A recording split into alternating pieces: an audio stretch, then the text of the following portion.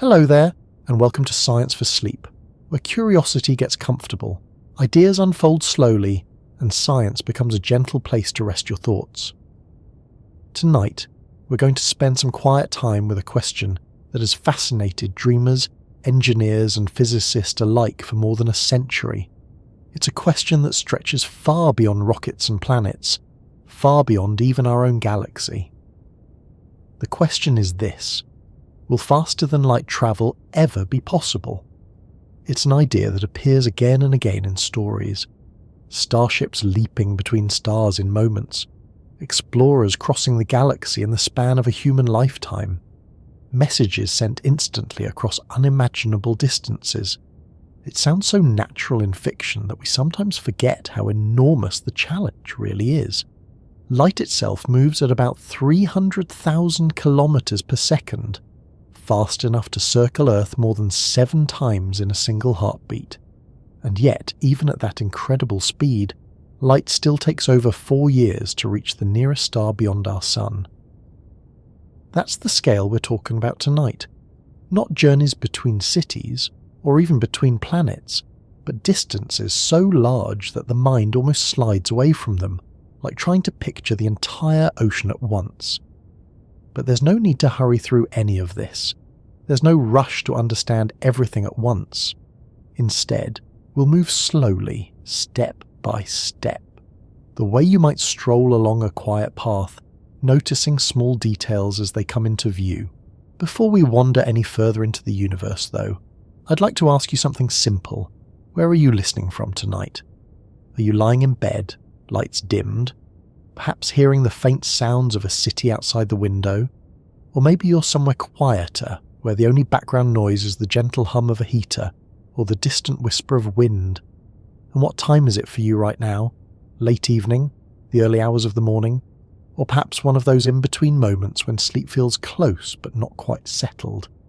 It's always interesting to think about how many different times and places people are listening from, all sharing the same thoughts about the same questions, each in their own quiet corner of the world.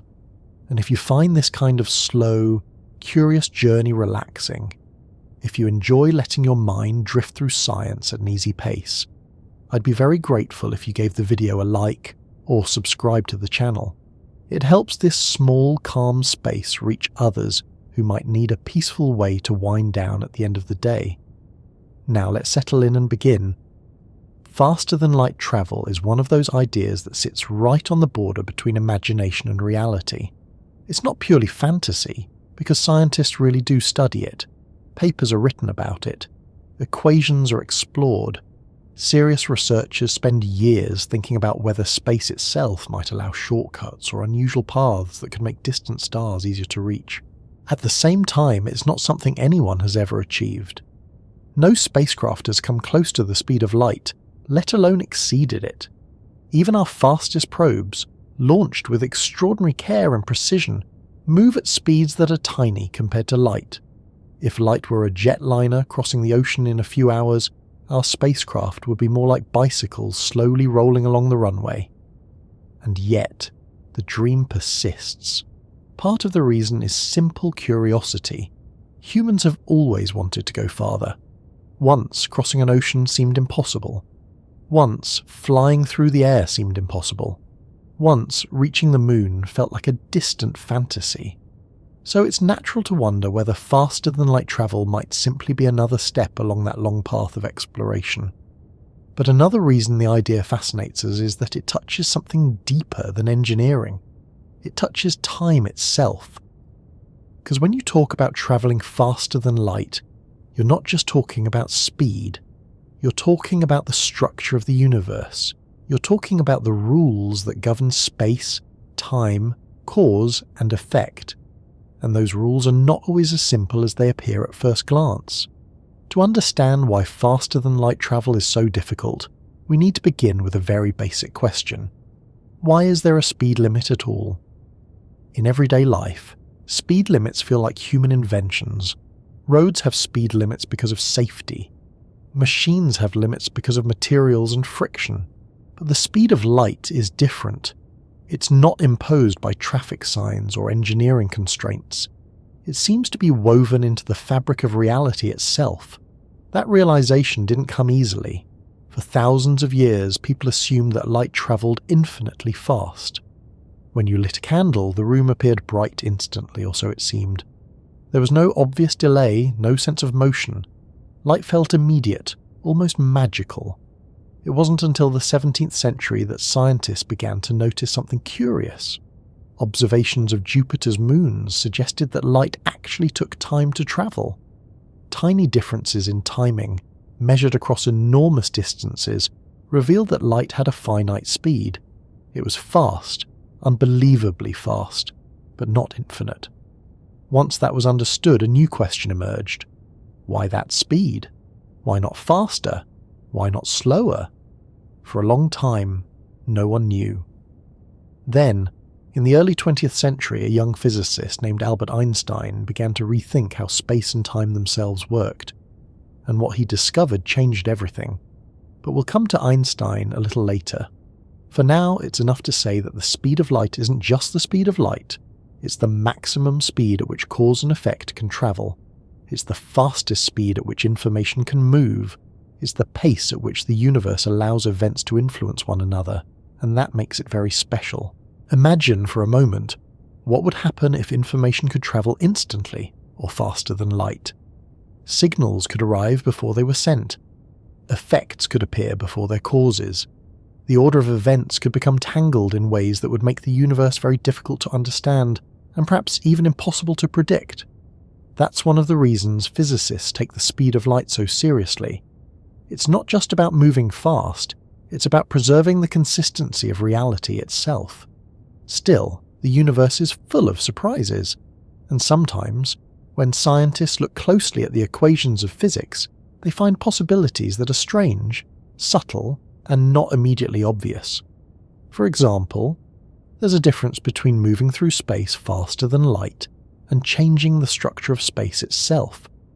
That distinction turns out to be very important, because while objects with mass seem unable to accelerate to light speed, space itself doesn't follow the same rules. Space can stretch, expand, and even carry galaxies along with it at speeds that, in a certain sense, exceed the speed of light.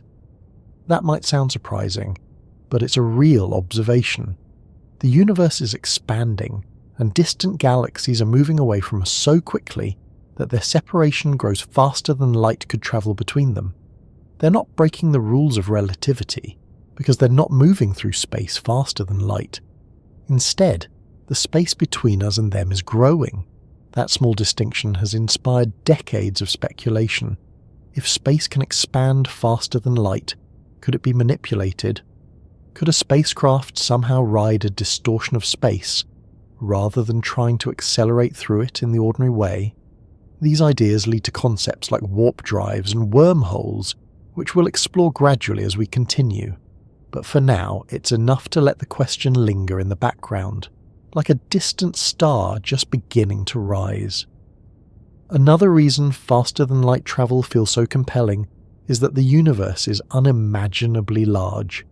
Even travelling at the speed of light, journeys between stars would take years, decades, or centuries. A trip across the Milky Way, from one side to the other, would take about 100,000 years at light speed. That's longer than all of recorded human history. So when people imagine faster-than-light travel, they're really imagining a way to make the universe feel smaller, more reachable, more connected. They're imagining a future where the stars are not distant points of light, but destinations. And yet, there's also something calming about the vastness of space. The distances are so great, the timescales so long, that they put our everyday worries into perspective. A delayed email, a missed bus, a busy schedule. All of these things feel a little lighter when you remember that light itself takes minutes just to travel from the sun to Earth. Sometimes thinking about the cosmos can be strangely soothing. It reminds us that the universe moves at its own pace, steady and unhurried. Of course, that doesn't stop us from wondering what might be possible, because curiosity is part of human nature. We ask questions even when the answers are far away. We imagine possibilities even when the path to them is unclear, and sometimes those questions lead to discoveries that change everything. A useful way to begin thinking about the universe's speed limit is to forget for a moment about rockets and stars and imagine something much simpler. Picture yourself standing on a quiet road, watching a car pass by. You can judge its speed easily. If it drives faster, the scenery blurs more quickly. If it slows down, you can follow its motion with your eyes. Speed, in everyday life, feels straightforward. It's just distance divided by time. For centuries, scientists believed that all motion worked this way. If you threw a ball forward on a moving ship, its speed relative to the shore was simply the speed of the ship plus the speed of the throw. Everything added together neatly, like numbers on a chalkboard. Light, it was assumed, should behave the same way. If you shone a lantern from a moving carriage, the light should travel faster in the direction of motion and slower in the opposite direction, at least according to the logic that worked for everything else. That seemed perfectly reasonable. It matched everyday experience. And for a long time, no one had any reason to doubt it. But the universe, as it often does, had a surprise waiting.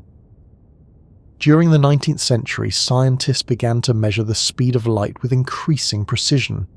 Experiments became more careful, instruments improved, and little by little something strange emerged. No matter how fast the source of light was moving, the measured speed of light remained the same. It didn't matter whether the light came from a lamp on a table or from a star moving through space. It always arrived at the same speed. At first, this was deeply puzzling. It was like throwing a ball forward on a train and discovering that, no matter how fast the train moved, the ball always travelled at exactly the same speed relative to the ground. That simply shouldn't happen, not according to the physics people understood at the time. To explain this, scientists proposed that light travelled through an invisible substance called the luminiferous ether. This ether was imagined as a kind of cosmic medium filling all of space, a silent ocean through which light waves moved. If Earth travelled through this ether, then the speed of light should appear slightly different depending on the direction of measurement, just as swimming upstream feels different from swimming downstream. So experiments were designed to detect this effect. The most famous of these was conducted in 1887 by Albert Michelson and Edward Morley. Their apparatus was exquisitely sensitive, capable of detecting incredibly small differences in the speed of light. If Earth were moving through an ether, the experiment should have revealed it, but it didn't. No matter how carefully they measured, no matter how they oriented their equipment, the speed of light remained stubbornly unchanged. The ether, it seemed, simply wasn't there. For a while, this result was deeply uncomfortable. It contradicted the assumptions of classical physics, and scientists tried various ways to explain it without abandoning the familiar framework of motion and speed. Some suggested that objects physically contracted in the direction of motion. Others proposed subtle adjustments to existing theories, but none of these explanations felt entirely satisfying. Then, in 1905, Albert Einstein offered a radical new way of looking at the problem. Instead of trying to explain why the speed of light appeared constant, he proposed that it truly was constant, and that the laws of physics themselves ensured it. To make this work, something much more fundamental had to change. Space and time, Einstein realized, could not be fixed and absolute. They had to be flexible, able to adjust in order to keep the speed of light the same for all observers. This idea is called special relativity, and at first it seems almost impossible to accept. We're used to thinking of time as something that flows steadily, the same for everyone. We're used to thinking of lengths and distances as solid and unchanging. But relativity shows that both time and space can shift, depending on how fast you're moving. Time can slow down, lengths can contract, even the order of events can depend on the observer. All of these strange effects arise from one simple principle. Nothing can carry information faster than light. That's what gives the universe its speed limit. But why should there be such a limit at all? Why should nature impose a maximum speed? One way to think about it is to imagine cause and effect as ripples spreading through a pond.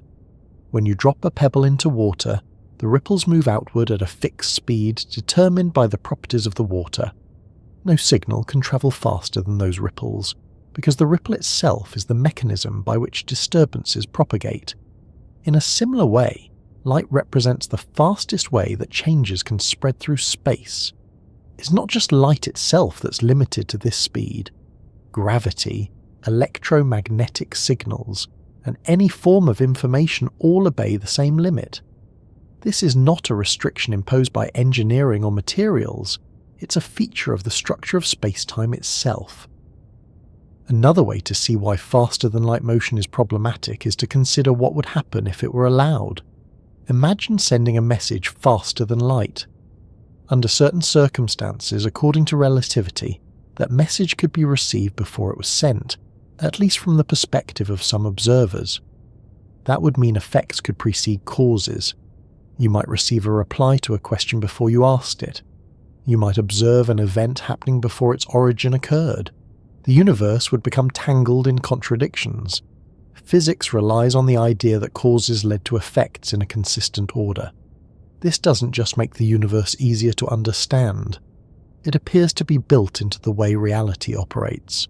The speed of light acts like a boundary that preserves this order, ensuring that signals cannot leap ahead of their origins. Of course, this doesn't mean the universe is static or rigid. Space itself can expand, as we mentioned earlier. Galaxies can move apart faster than light, because the space between them stretches. But locally, in any given region, objects cannot accelerate past light speed without requiring infinite energy. That requirement is another clue about why the speed limit exists.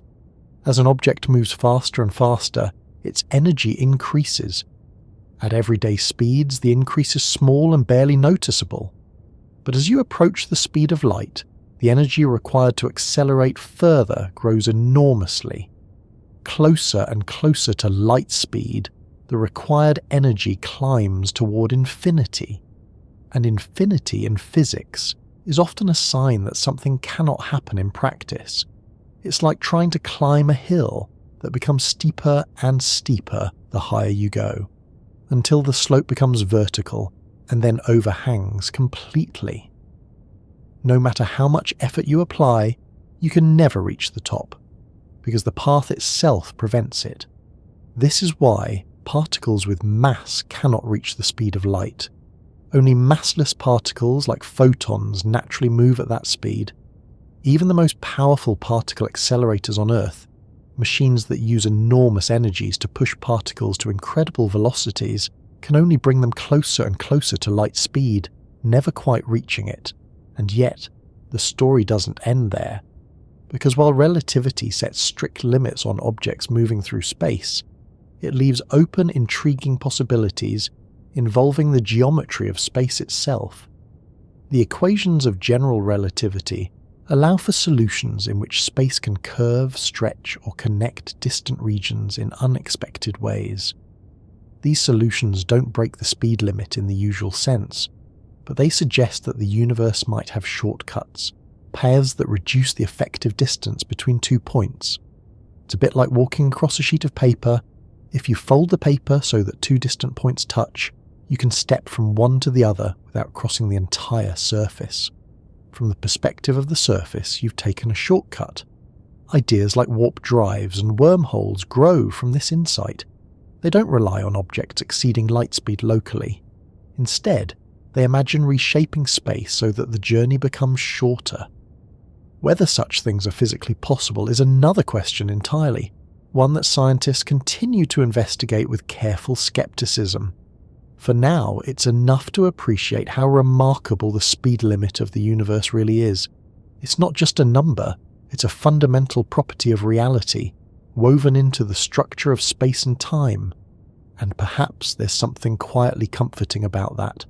The universe has a rhythm, a pace at which events unfold, a maximum speed at which change can travel.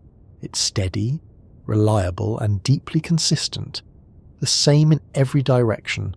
The same for every observer. What does that speed actually mean in practical terms? How fast is light, really, when you compare it to the scales we experience every day, or even to the vast distances between planets and stars?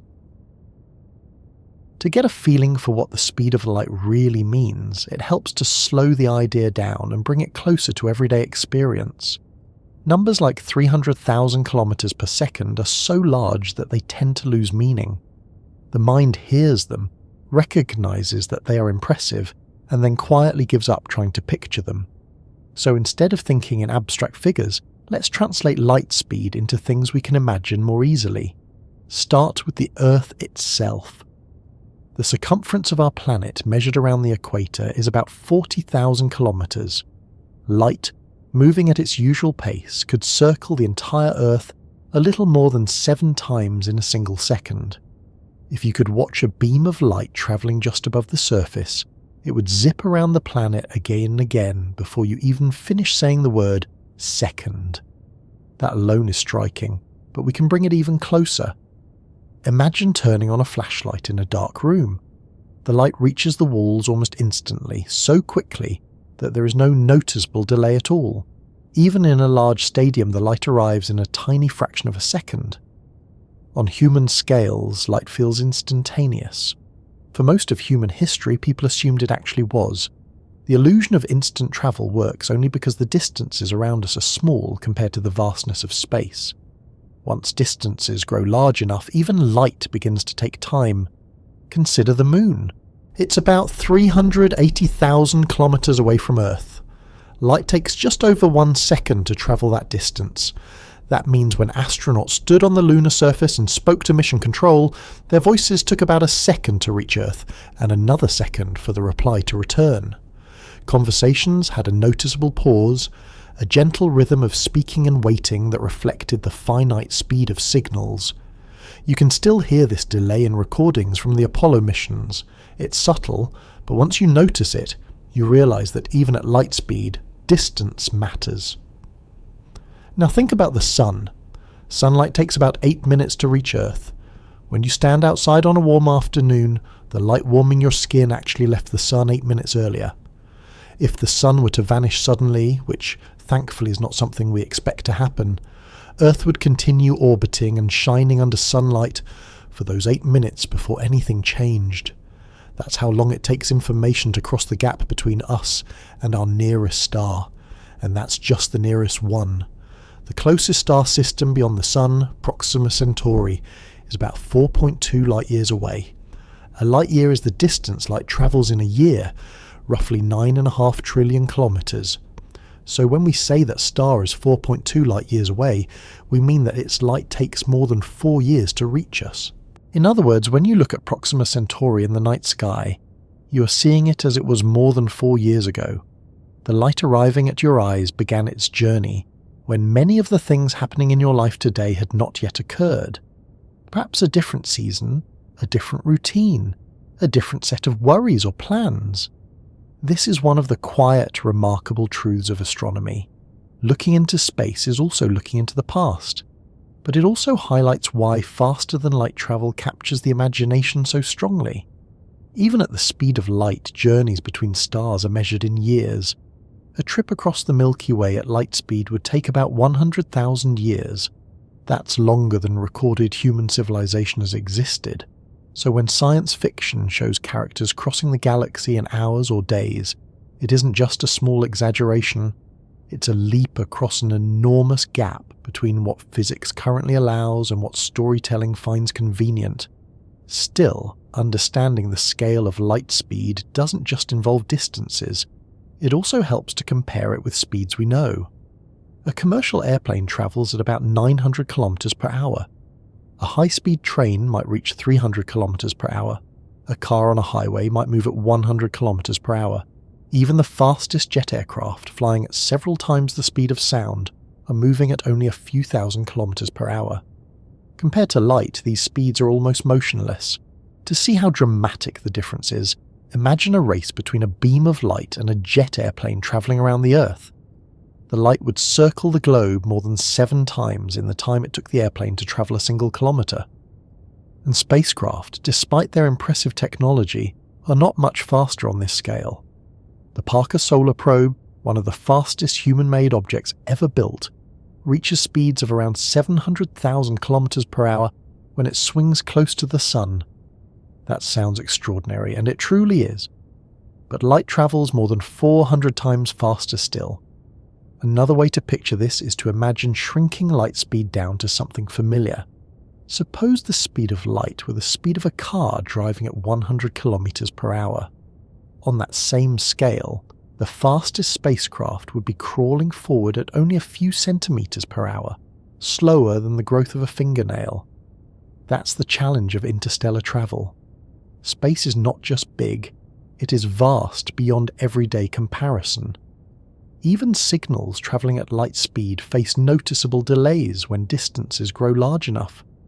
Communication with spacecraft on Mars, for example, can take between 4 and 20 minutes each way, depending on the positions of Earth and Mars in their orbits. Engineers operating rovers cannot steer them in real time. They must send instructions and wait patiently for results, knowing that every command travels across millions of kilometers at the fastest speed the universe allows. That delay shapes how missions are designed. Rovers must have a degree of autonomy. Plans must be made carefully in advance. There is no possibility of instant reaction.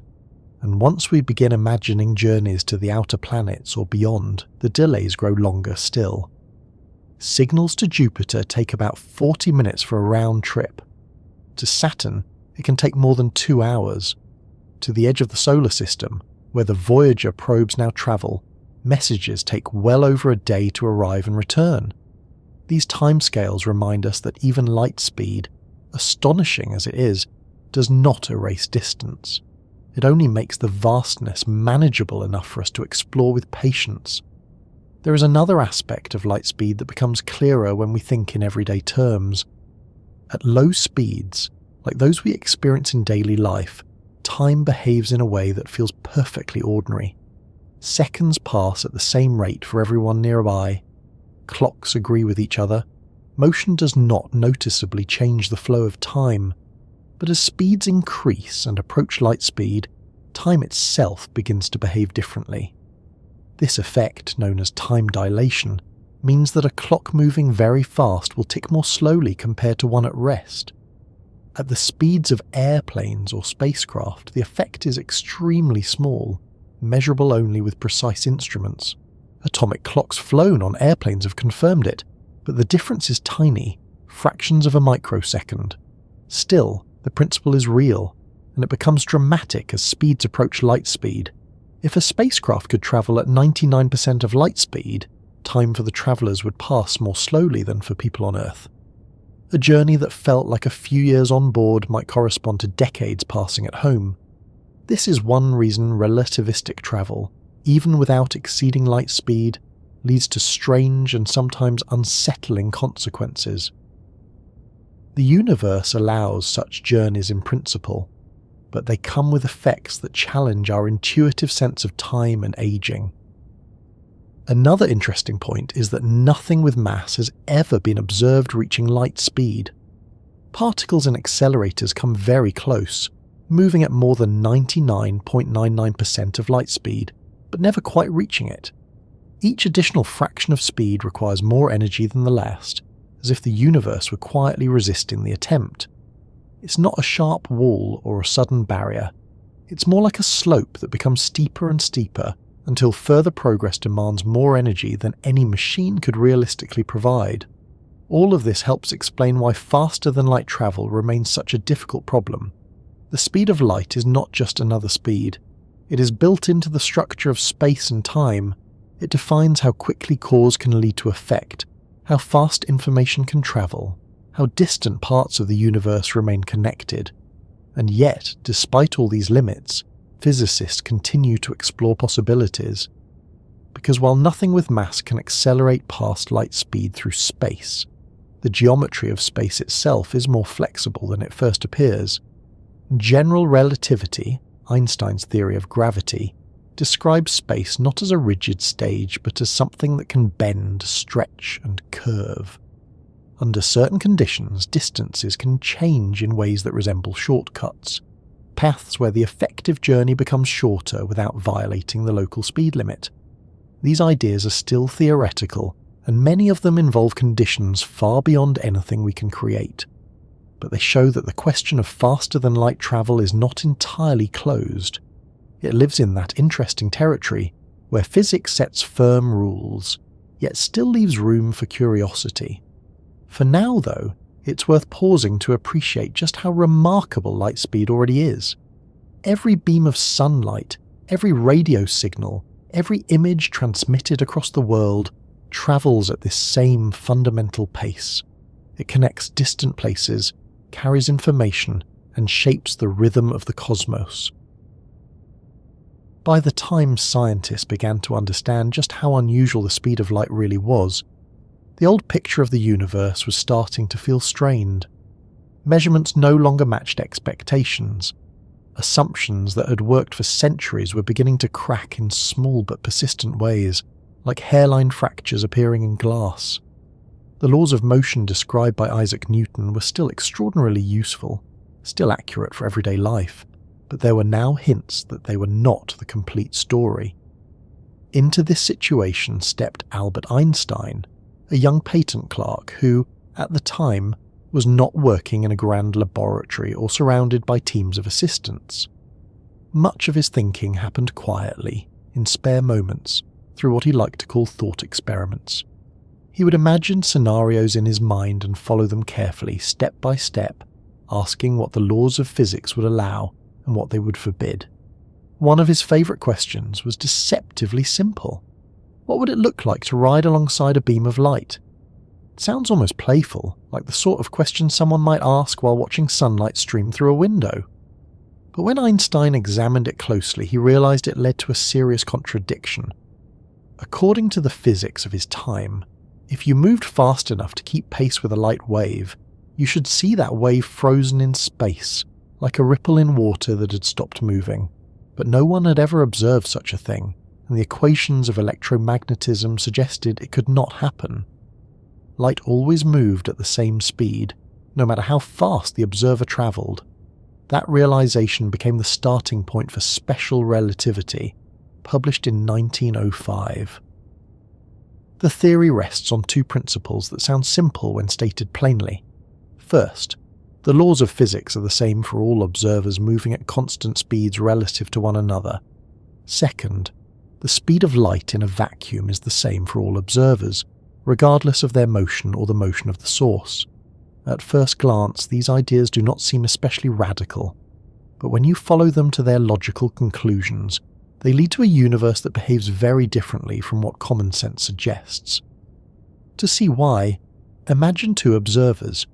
One is standing on a platform, and the other is riding on a train moving at a very high speed. A flash of light occurs inside the train, halfway between the front and the back. To the passenger inside, the light reaches both ends at the same time. That seems obvious, since the flash started in the middle, and light travels equally in all directions. But to the observer on the platform, the situation looks different. From that perspective, the back of the train is moving toward the place where the flash occurred, while the front is moving away from it. Since the speed of light must be the same in all directions, the light reaches the back of the train before it reaches the front. Two observers, both correct in their own frames of reference, disagree about whether the two events happened at the same time. This is the relativity of simultaneity, and it was one of the first signs that time itself was not absolute. Events that appear simultaneous to one observer may not be simultaneous to another. Once you accept that, other consequences follow naturally. Time, it turns out, does not pass at the same rate for everyone. A clock moving at high speed ticks more slowly than one at rest. This is not a flaw in the clock or a trick of measurement. It is a real physical effect, confirmed by countless experiments. Particles moving near the speed of light live longer than they would at rest. Atomic clocks flown on aircraft and satellites run at slightly different rates than those on the ground. Time dilation is not science fiction. It is a measurable fact of nature. Lengths also change. Objects moving at high speed appear shortened in the direction of motion, an effect known as length contraction. Again, this is not an illusion but a consequence of the way space and time are linked together. And energy behaves differently as well. As an object moves faster, its kinetic energy increases, but not in the simple way Newton's equations predict. Near the speed of light, the energy required to accelerate further grows dramatically. Pushing an object with mass to light speed would require an infinite amount of energy. That requirement forms one of the most fundamental barriers in physics. It is not a wall you can crash into, nor a force field that stops you suddenly. It is more like an asymptote, a limit that can be approached but never reached. No matter how much energy you add, the speed gets closer and closer to light speed, but the final step remains forever out of reach. This is why the speed of light is often described not just as a speed, but as a cosmic speed limit. It is the maximum speed at which matter, energy, and information can travel through space, and so far no experiment, no observation, and no particle accelerator has ever broken that limit. It has been tested again and again, in laboratories and in space, under conditions far more extreme than anything encountered in daily life. Every result confirms the same conclusion. The laws of relativity hold true. The speed of light remains constant. The barrier stands. There is something quietly remarkable about that consistency.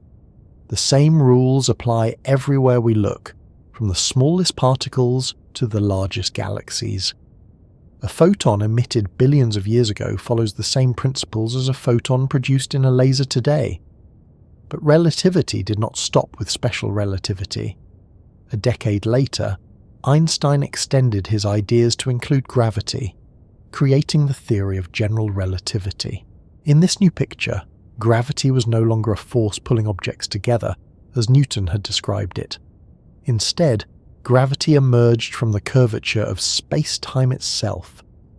Massive objects like stars and planets distort the geometry around them, and other objects move along the curves created by that distortion. A common analogy is to imagine a heavy ball placed on a stretched sheet of fabric. The sheet dips, and smaller balls placed nearby roll toward the heavier one, not because they are being pulled by a force in the traditional sense, but because the surface itself is curved. General relativity revealed that space and time are not separate entities, but parts of a single four-dimensional structure called space-time. And just as space can curve, so can time. Clocks run more slowly in stronger gravitational fields. This effect, known as gravitational time dilation, has been measured on Earth and must be taken into account in the operation of GPS satellites. Without corrections based on relativity, GPS systems would accumulate errors of several kilometers per day. So relativity is not merely a theoretical curiosity. It is part of the technology we use every day, quietly ensuring that navigation systems work correctly. Still, the implications of relativity reach far beyond navigation. They shape our understanding of black holes, the expansion of the universe, and the limits of travel itself. Because once you understand how space-time behaves, the reason faster-than-light travel is so difficult becomes clearer. It is not simply a matter of building a more powerful engine. The barrier is built into the geometry of space-time. To exceed the speed of light through space would require violating the relationships that relativity describes so precisely. It would mean breaking the structure that keeps cause and effect in a consistent order. And yet, even as relativity imposes this limit, it also opens doors to strange possibilities. The equations of general relativity allow for solutions in which space-time is curved in unusual ways. Wormholes, for example, appear as theoretical bridges connecting distant regions of space. Warp drive concepts imagine contracting space in front of a spacecraft and expanding it behind, effectively allowing the craft to move faster than light, relative to distant observers without locally exceeding the speed limit. These ideas remain speculative, and many of them require forms of matter or energy that may not exist. But their existence in the equations shows that the universe is more subtle than a simple rulebook of forbidden speeds. For now, though, the barrier remains unbroken. Every particle accelerator, every astronomical observation, every precise measurement reinforces the same conclusion. Objects with mass cannot be accelerated to light speed, and none have ever been observed to exceed it. There is something almost humbling about that. Human technology has advanced at an extraordinary pace. We have walked on the moon, sent spacecraft beyond the solar system, and built instruments capable of detecting ripples in space-time itself. And yet the speed of light, a limit discovered more than a century ago, still stands as firmly as ever. It reminds us that the universe is not obligated to yield to our desires. Some boundaries are not temporary engineering challenges but reflections of deeper principles. At the same time, understanding those principles often leads to new ways of thinking. Once the idea that time could slow down or that space could curve seemed impossible. Now they are established facts. So while the speed of light remains a barrier, the study of relativity continues to reveal new insights about the nature of reality. And those insights lead naturally to another question, one that has fascinated physicists and dreamers alike. If nothing can move through space faster than light, could space itself be shaped or bent in ways that allow journeys to take less time than they otherwise would? Long before anything could ever reach the speed of the light, the universe begins to behave in ways that feel unfamiliar. The change does not happen suddenly. There is no sharp boundary where ordinary motion stops and something entirely different begins. Instead, the effects appear gradually, becoming more noticeable as speed increases, like a landscape slowly changing as you travel farther from home. At everyday speeds, even very fast ones by human standards, these effects are far too small to notice. A jet aircraft flying across the sky, or even a spacecraft orbiting Earth, moves at a tiny fraction of light speed. The laws of classical physics describe those motions perfectly well. Time passes normally, rulers measure the same lengths, and clocks agree with one another. But as speed climbs higher, approaching a significant fraction of the speed of light, nature begins to reveal a different set of rules. One of the first and most important of these is time dilation. This is not a complicated idea once you become familiar with it, but it can feel surprising at first. A moving clock runs more slowly than a stationary one, as measured by an observer who is not moving with it. It is important to emphasize that nothing is wrong with the moving clock. To someone traveling along with it, time feels completely normal. Their heartbeat, their breathing, their thoughts all proceed at the same pace they always have. The slowing of time becomes noticeable only when comparing clocks that have followed different paths through space-time.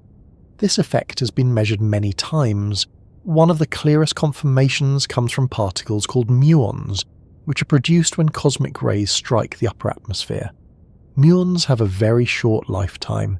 If time passed normally for them, most would decay long before reaching the ground. Yet large numbers are detected at Earth's surface. The explanation is that these muons are moving at speeds close to light speed.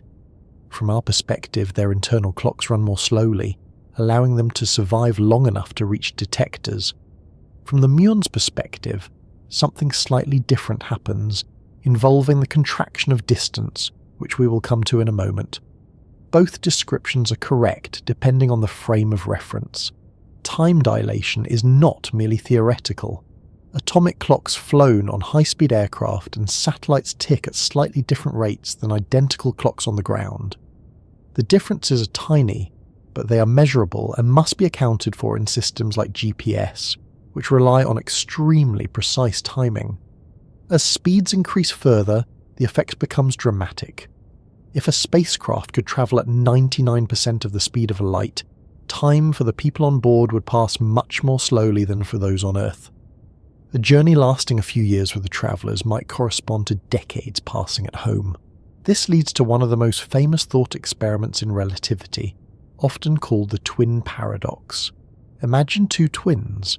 One remains on Earth, while the other travels on a high-speed journey through space and then returns. When they reunite, the travelling twin is younger than the one who stayed behind. It is not really a paradox once you examine the details carefully.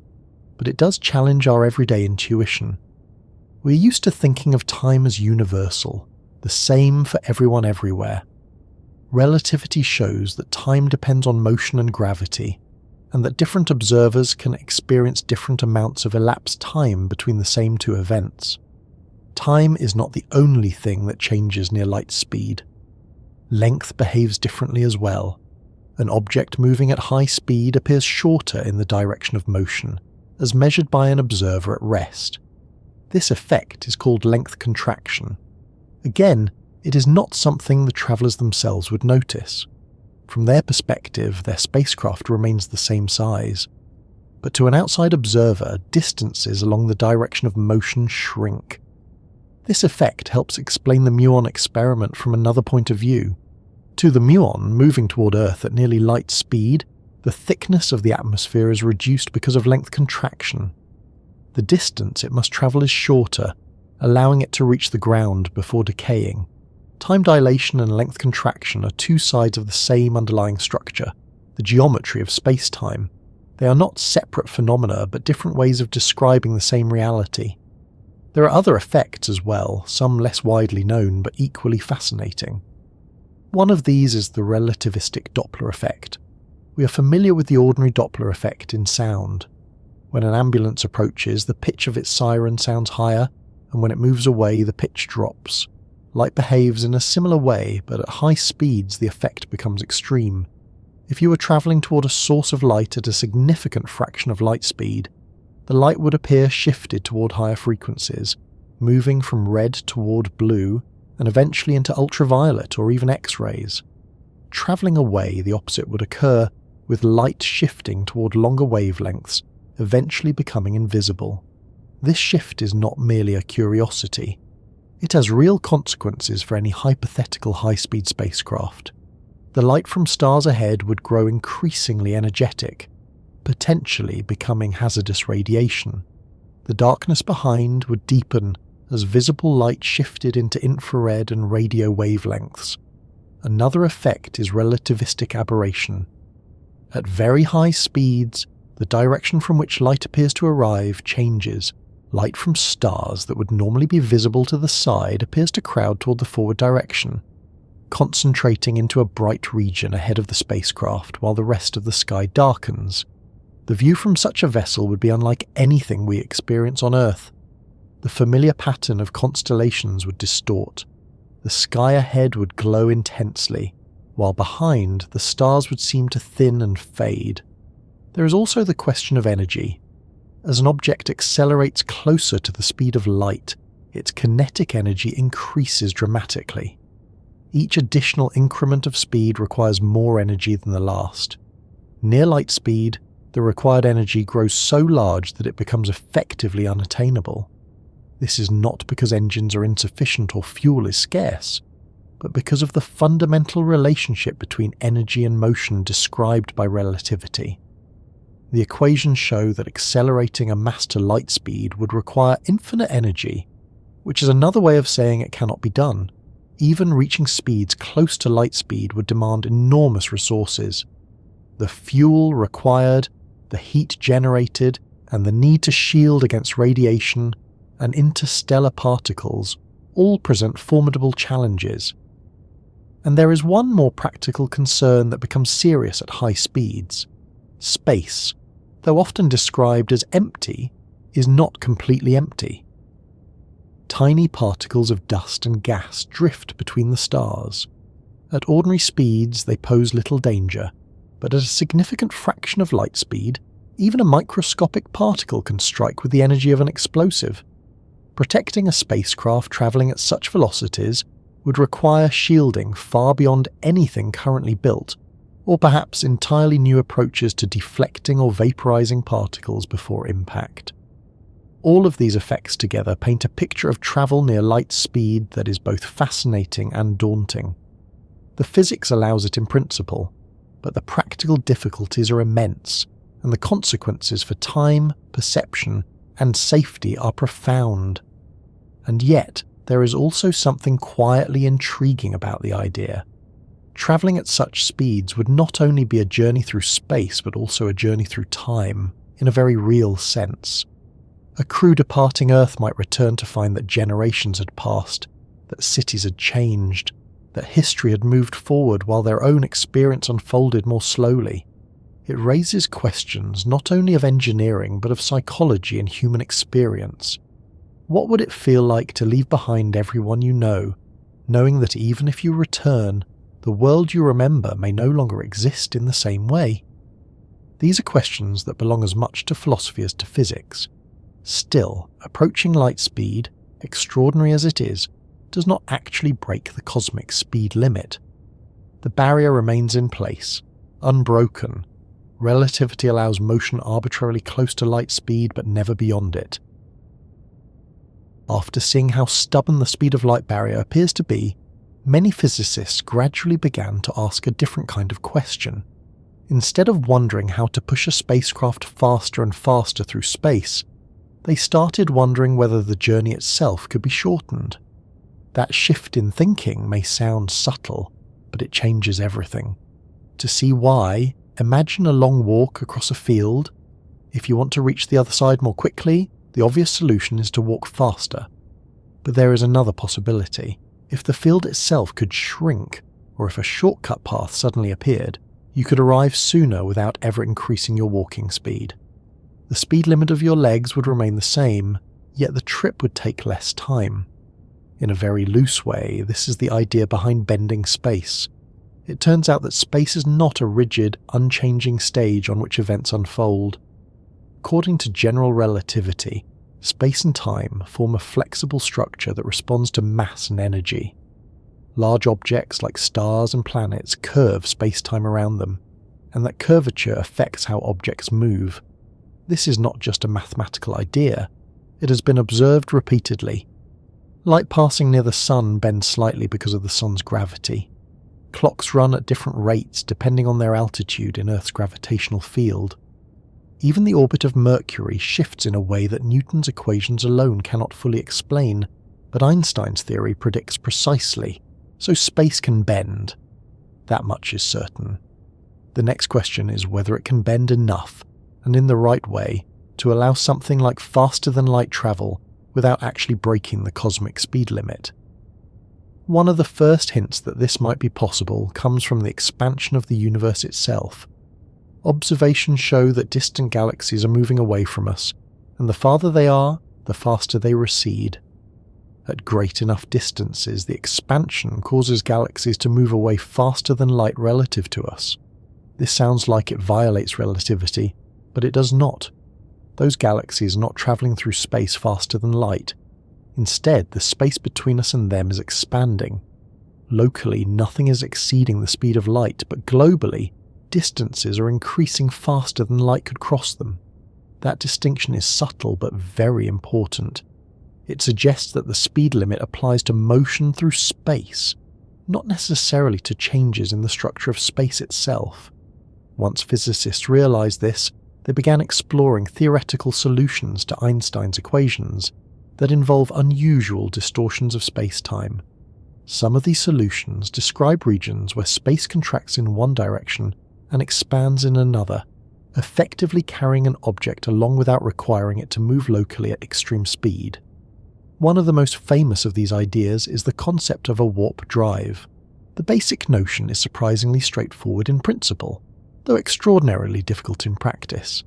Instead of accelerating a spacecraft through space, a warp drive would create a bubble of space-time around the craft.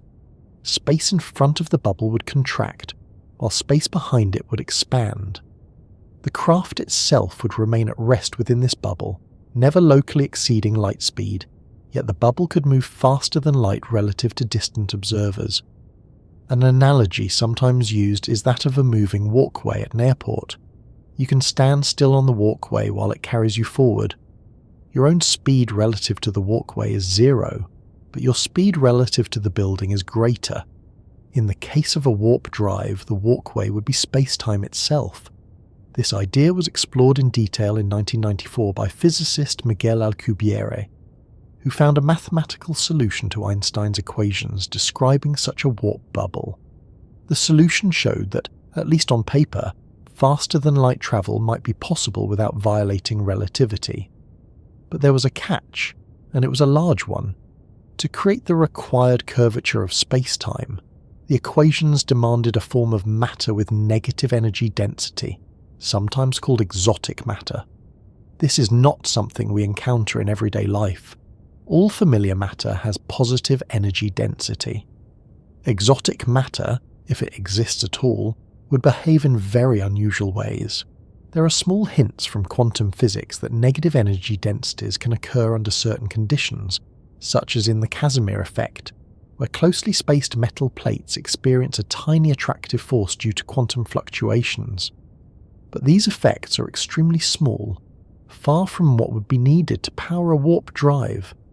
Early estimates suggested that the amount of negative energy required might be comparable to the mass energy of an entire planet, or even a star. Later refinements reduced the estimates somewhat, but it remains far beyond anything humanity could produce. And energy is not the only challenge. Even if a warp bubble could be created, controlling it would present enormous difficulties. Some calculations suggest that information cannot be transmitted from inside the bubble to its front edge, meaning the occupants might not be able to steer or stop once the bubble formed. Other studies indicate that harmful radiation could build up at the front of the bubble and be released in a burst when the bubble stopped, posing a serious hazard. These issues do not necessarily prove that warp drives are impossible, but they show how complex the problem is. Another idea for bending space involves wormholes, hypothetical tunnels connecting distant points in space-time.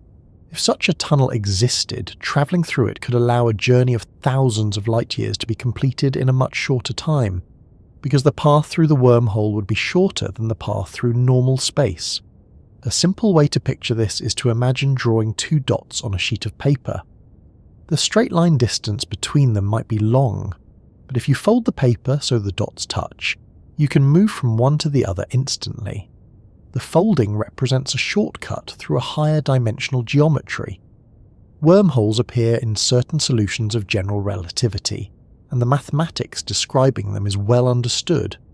But like warp drives, they seem to require exotic matter to remain stable. Without such matter, a wormhole would collapse too quickly for anything to pass through. There is also the unanswered question of whether wormholes could form naturally.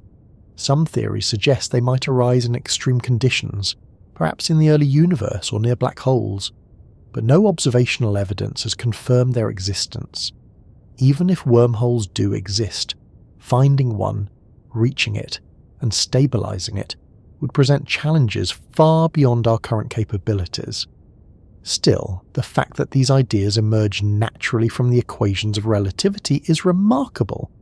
It shows that the universe allows possibilities far stranger than the everyday world suggests. At the same time, physicists approach these concepts with caution. Mathematics can describe many things that do not exist in reality.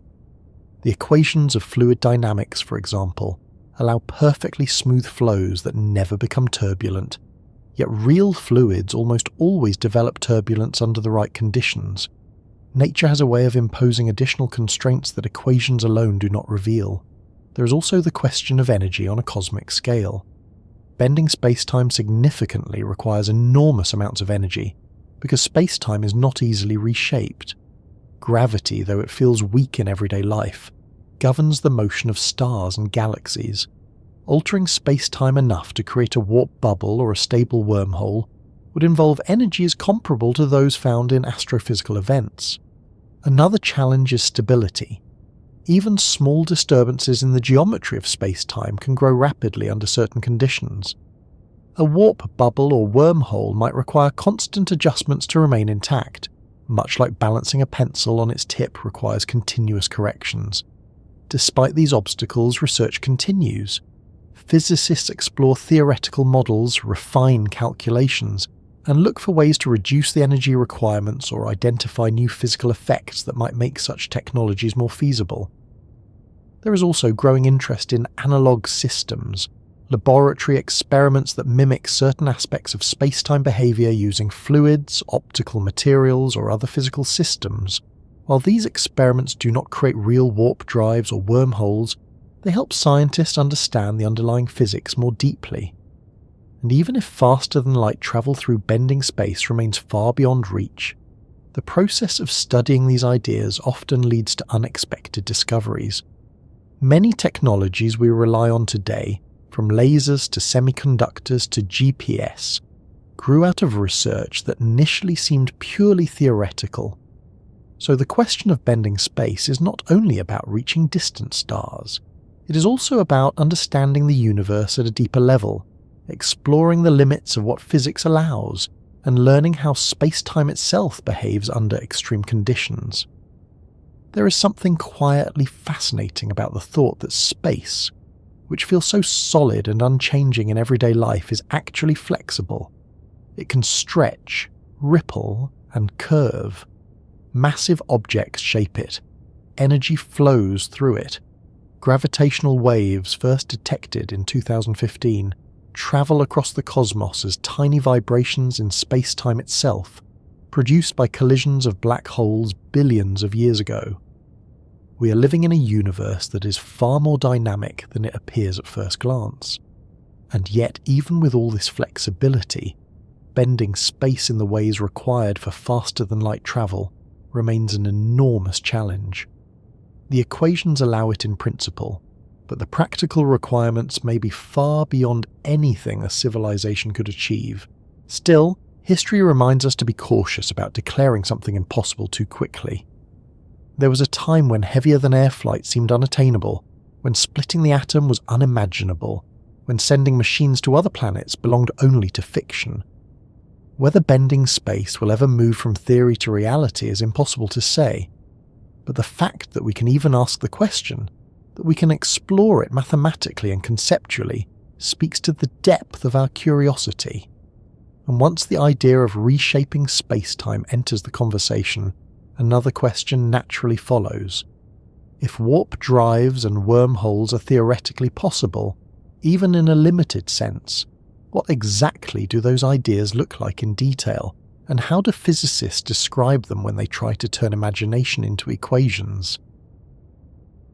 Once the possibility of bending space entered the conversation, the idea of a warp drive began to feel less like pure fantasy and more like a question worth examining carefully.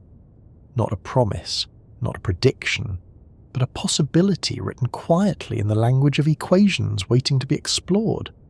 To understand how a warp drive is supposed to work, it helps to return for a moment to the central insight of general relativity. Space and time are not fixed. They can stretch, compress, and curve in response to mass and energy. Gravity itself is not a pulling force in the traditional sense, but the result of this curvature guiding the motion of objects. If space-time can bend naturally around stars and planets, the next logical question is whether it could be shaped deliberately. That is the starting point of warp drive physics. The most widely discussed model was proposed in 1994 by a Mexican physicist named Miguel Alcubierre. He was not trying to design an actual spacecraft.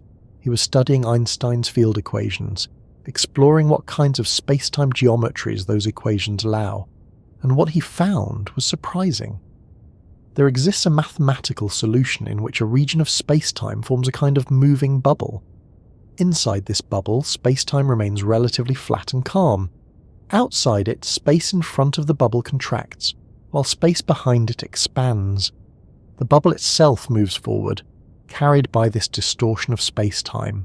What makes this idea so intriguing is that the spacecraft inside the bubble would not be moving through space in the ordinary sense. Locally, it would remain at rest relative to the space-time around it. From the crew's perspective, there would be no sensation of extreme acceleration, no crushing forces pressing them into their seats. Yet to distant observers, the bubble could travel faster than light. The speed limit would not be violated locally, because nothing inside the bubble would be outrunning light in its immediate surroundings. Instead, the distance between the starting point and the destination would shrink and expand in a way that effectively allows faster-than-light travel. An analogy sometimes helps here, though like all analogies it is imperfect. Imagine a small coin resting on a sheet of rubber.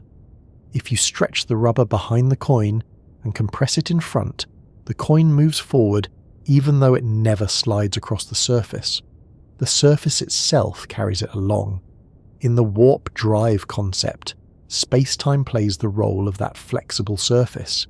At first glance, this seems almost too convenient, as if someone had found a loophole in the laws of physics. But the mathematics is consistent with general relativity. The equations do not forbid such a geometry. What they do reveal, however, is that creating this geometry requires something extraordinary. The original Alcubierre solution showed that forming a warp bubble would require negative energy density, sometimes described as exotic matter. This is not merely an unfamiliar material, it is a form of energy that behaves in ways opposite to anything we encounter in daily life. Ordinary matter has positive energy density. It contributes to gravitational attraction. Negative energy density, by contrast, would produce gravitational effects that could be described as repulsive in certain contexts. It is precisely this unusual behaviour that would allow space-time to be shaped into the necessary configuration for a warp bubble. So naturally, the next question is whether negative energy actually exists. In everyday experience, the answer appears to be no. We do not find lumps of negative energy lying around, and no known material has this property on macroscopic scales. However, quantum physics introduces some subtle exceptions. One example is the Casimir effect, a phenomenon observed when two metal plates are placed extremely close together in a vacuum. Quantum fluctuations in the vacuum create a tiny force that can be interpreted as arising from a region of negative energy density between the plates. This effect is real and measurable, but it is extraordinarily small. The amount of negative energy involved is far too tiny to power anything resembling a warp drive. It is like finding a single drop of water and being asked to fill an ocean. Early calculations suggested that the energy required for a warp bubble large enough to hold a spacecraft might be comparable to the mass energy of an entire planet, or even larger. Later studies refined the model and found ways to reduce the requirement, but it remains immense by any practical standard. Energy, though, is only part of the challenge. There is also the question of stability. A warp bubble is not a static object. It is a dynamic distortion of space-time that must be maintained continuously. Even small disturbances could, in principle, cause the bubble to collapse or behave unpredictably. The mathematics describing these instabilities is complex, and researchers are still working to understand them fully. Another issue involves the boundary of the bubble itself. Some analyses suggest that enormous amounts of energy could accumulate at the front edge of a warp bubble as it moves, potentially in the form of high-energy particles or radiation. When the bubble slows or stops, this energy might be released in a burst, posing a hazard to whatever lies ahead. This raises an uncomfortable possibility. A warp drive arriving at its destination might unintentionally deliver a surge of radiation, not exactly the sort of greeting one would hope for when visiting another star system. There is also a more subtle problem involving causality and control. In certain models, the region of space-time at the front of the warp bubble lies outside the causal influence of the interior. In simpler terms, signals from inside the bubble might not be able to reach the front edge to control or steer it. That would make navigation extremely difficult, perhaps impossible. Imagine driving a car where the steering wheel cannot influence the front wheels. The vehicle might move, but directing it would be another matter entirely. These difficulties do not necessarily mean warp drives are impossible. They do, however, show that the gap between mathematical possibility and practical engineering is enormous. Still, researchers continue to explore variations of the idea. Some have proposed alternative geometries that reduce the amount of negative energy required. Others have investigated whether quantum effects might provide new ways of generating or stabilizing exotic energy densities. There is also interest in analog systems, experiments that simulate aspects of space-time behavior using materials or fields that mimic certain mathematical properties. These experiments do not create real warp bubbles. but they help physicists understand how waves and disturbances propagate in curved geometries. And beyond the technical challenges, there is a deeper question about the nature of spacetime itself. General relativity describes spacetime as smooth and continuous, but at extremely small scales, quantum effects are expected to become important. A complete theory of quantum gravity, which physicists are still searching for, might reveal new features of spacetime that could change our understanding of what is possible. It is worth remembering that relativity itself was once a radical idea, challenging assumptions that had seemed obvious for centuries. The discovery that time can slow down and length can contract was not something anyone had anticipated. It emerged from careful reasoning and experimental evidence. So while warp drives remain speculative, the study of such ideas serves a valuable purpose. It pushes the boundaries of our understanding and forces us to examine the fundamental laws of nature more closely. There is also something quietly fascinating about the perspective warp drive physics offers on distance. We are accustomed to thinking of distance as fixed, an unchangeable separation between 2 points, but in general relativity, distance depends on the geometry of space-time, and geometry can change. The universe itself provides an example. During the earliest moments after the Big Bang, space expanded at an extraordinary rate in a process known as cosmic inflation. Regions of space moved apart faster than light, not because objects were racing through space, but because space itself was stretching.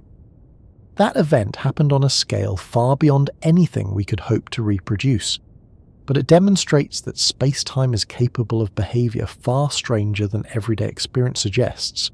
And yet, even with all these possibilities, the practical obstacles remain daunting.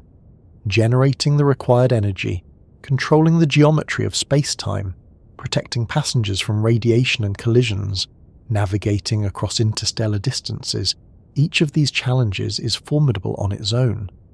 Together they form a barrier at least as imposing as the speed of light itself. Perhaps the most honest conclusion at present is that warp drives are allowed by certain interpretations of the equations, but far beyond our current technological reach. They are not impossible in the strict mathematical sense, but neither are they close to becoming reality. There is a quiet kind of beauty in that uncertainty. Science does not always provide clear yes or no answers. Sometimes it offers a landscape of possibilities, some near, some distant, some perhaps forever out of reach. Instead of reshaping space to carry a spacecraft forward, what if space already contains natural shortcuts, hidden pathways that connect distant regions more directly than ordinary space allows? Another line of thought began to take shape once physicists realized that space-time could bend and curve. If gravity can warp the geometry of the universe, and if that geometry determines how distances are measured, then perhaps some regions of space-time might connect in ways that are not immediately obvious.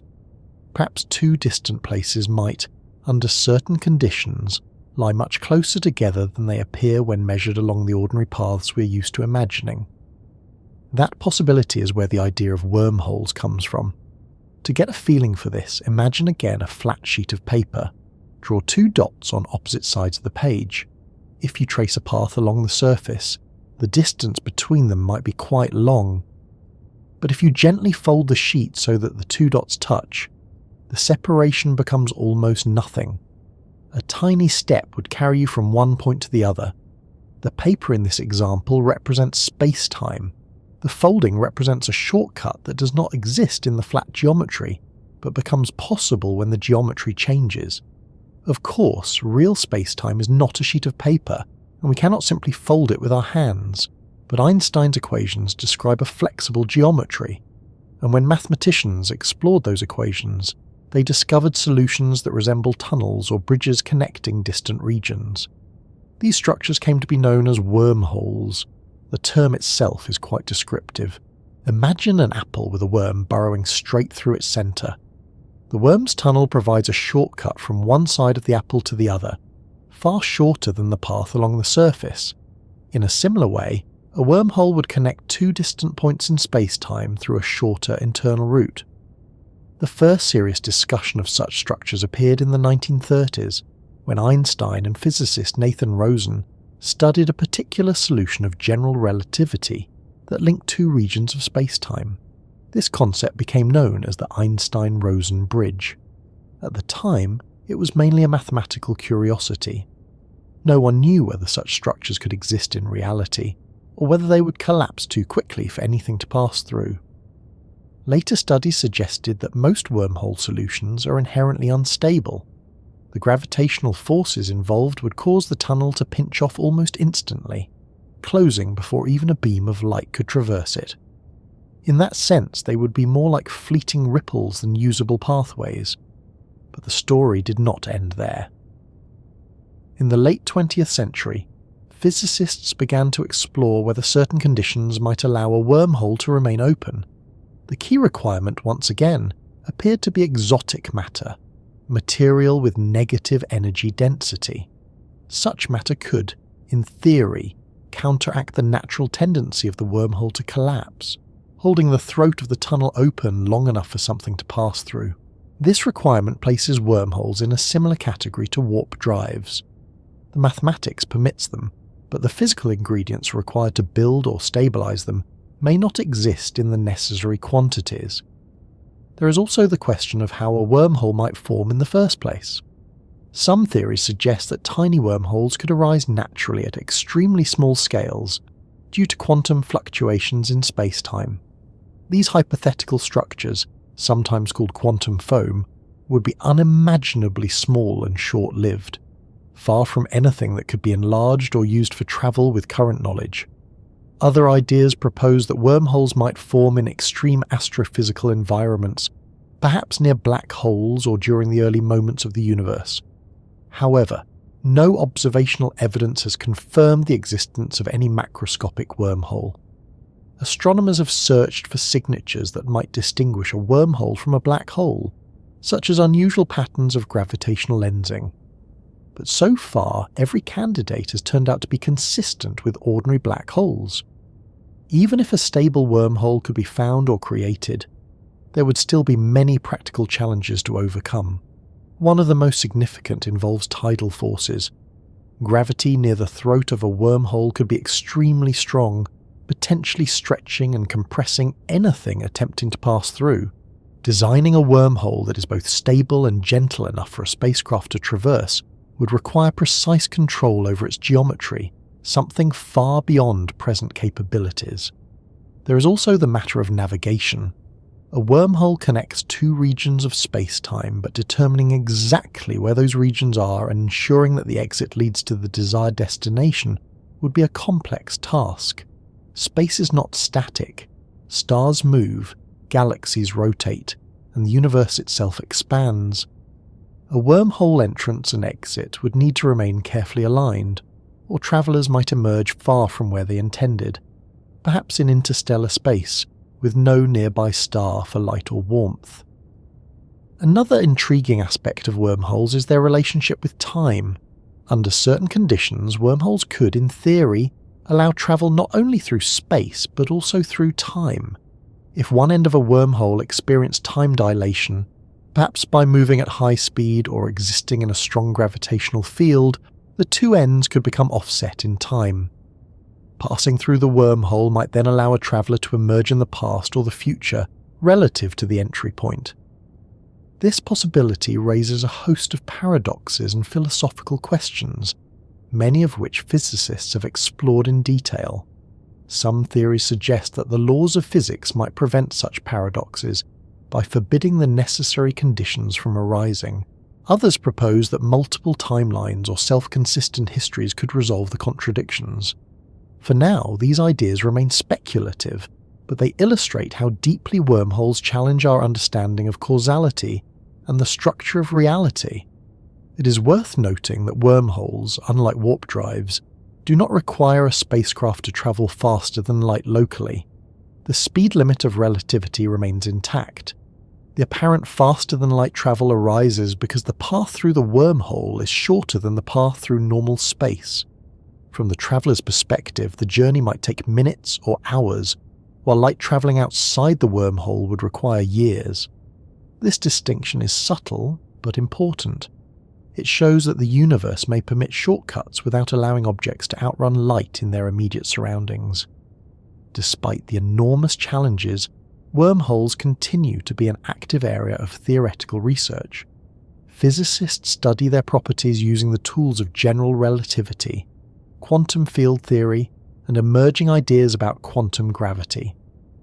Some recent work has even explored connections between wormholes and quantum entanglement, suggesting that space-time geometry and quantum information may be linked in ways we're only beginning to understand. These developments do not bring practical wormholes any closer to reality, but they deepen our understanding of the universe. Sometimes the value of an idea lies not in its immediate application, but in the insights it provides along the way. There is also something quietly calming about contemplating these possibilities. The universe is vast beyond measure, and yet the laws of physics allow for structures that could, in principle, bridge enormous distances. Whether or not such structures exist, the fact that they can be imagined and studied reminds us that reality is often richer and more subtle than our first impressions suggest. At the same time, it is important to keep a sense of perspective. Wormholes, if they exist, are not waiting just beyond the orbit of Pluto, ready to be discovered by the next spacecraft. They remain hypothetical, supported by mathematics but not yet by observation. The gap between theory and practice is immense. Once ideas like warp drives and wormholes are placed on the table, the conversation naturally shifts to a more grounded question. Even if the equations of relativity allow such things in principle, what would it actually take to make them real? Not just mathematically consistent, but physically possible. Not just imaginable, but buildable. This is where the discussion becomes less about geometry and more about energy, matter, and the stubborn realities of physics. To understand the scale of the problem, it helps to begin with something familiar. Every change in motion requires energy. Accelerating a bicycle requires energy from your muscles. Launching a rocket requires enormous chemical energy in the form of fuel.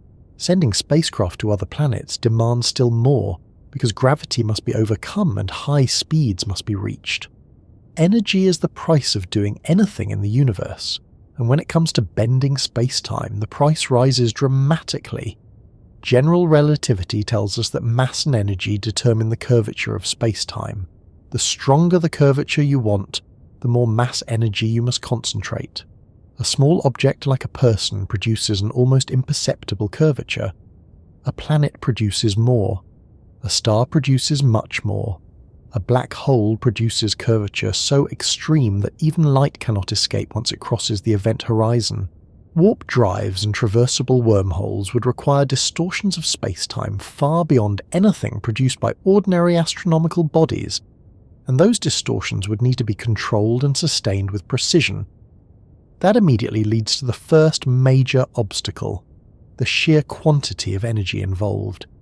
Early calculations for the Alcubierre warp drive suggested that creating a warp bubble large enough to hold a modest spacecraft might require energy comparable to the total mass energy of Jupiter. Later refinements reduced this estimate, but even the most optimistic scenarios still demand energy far beyond anything humanity has ever produced.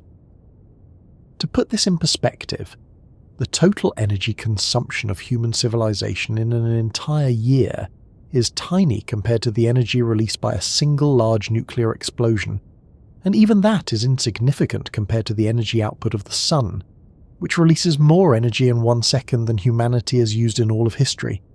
Warp drive requirements lie closer to the scale of stars than to the scale of power plants, and yet energy alone is not the most unusual requirement. The deeper challenge involves the type of energy needed. As mentioned earlier, most theoretical models of warp drives and stable wormholes require negative energy density, sometimes referred to as exotic matter. This is not merely a large quantity of ordinary fuel. It is a form of energy that behaves in ways fundamentally different from anything we encounter in everyday life. Ordinary matter has positive energy density and positive pressure. It attracts gravitationally. Exotic matter, in contrast, would have negative energy density and could produce gravitational effects that appear repulsive, allowing spacetime to curve in the opposite way from normal matter. At first, this sounds like something from pure fiction, but physics does contain small hints that negative energy densities can occur under certain conditions. One of the best-known examples is the Casimir effect. When two uncharged metal plates are placed extremely close together in a vacuum, quantum fluctuations of the electromagnetic field create a measurable force pulling the plates together. The mathematics describing this effect can be interpreted as indicating a tiny region of negative energy density between the plates. The key word here is tiny. The effect is extraordinarily small. The amount of negative energy involved is so minuscule that it has no practical application beyond precise laboratory experiments. Still, it shows that negative energy is not entirely forbidden by the laws of physics. The universe allows it in very limited forms. Whether it can exist in large quantities or be manipulated and controlled is another question entirely. Most physicists suspect that even if negative energy can be produced, there are strict limits on how much can exist and for how long. These limits arise from principles known as quantum inequalities, which place bounds on the magnitude and duration of negative energy regions. In simple terms, the universe seems to allow small violations of classical energy conditions, but not large or sustained ones. That presents a serious obstacle to warp drives and wormholes, which would require large amounts of negative energy maintained over extended periods. Another challenge involves containment and stability. Even if exotic matter could be created, how would it be stored or shaped? Ordinary matter can be held in tanks or magnetic fields. Exotic matter, by its nature, might not behave in ways that allow straightforward containment. Its gravitational effects could be unpredictable, and small disturbances might grow rapidly. There is also the issue of interaction with ordinary matter. Would exotic matter repel normal matter gravitationally? Would it interact electromagnetically at all? These questions remain largely theoretical, because no macroscopic samples of exotic matter have ever been observed. Energy requirements also raise questions about efficiency. In any physical process, some energy is inevitably lost as heat or radiation. Maintaining a warp bubble or stabilizing a wormhole would likely require continuous energy input, not just a one-time investment. That means the total energy budget could be even larger than the initial estimates suggest. And then there is the matter of engineering, which often proves to be as challenging as physics itself.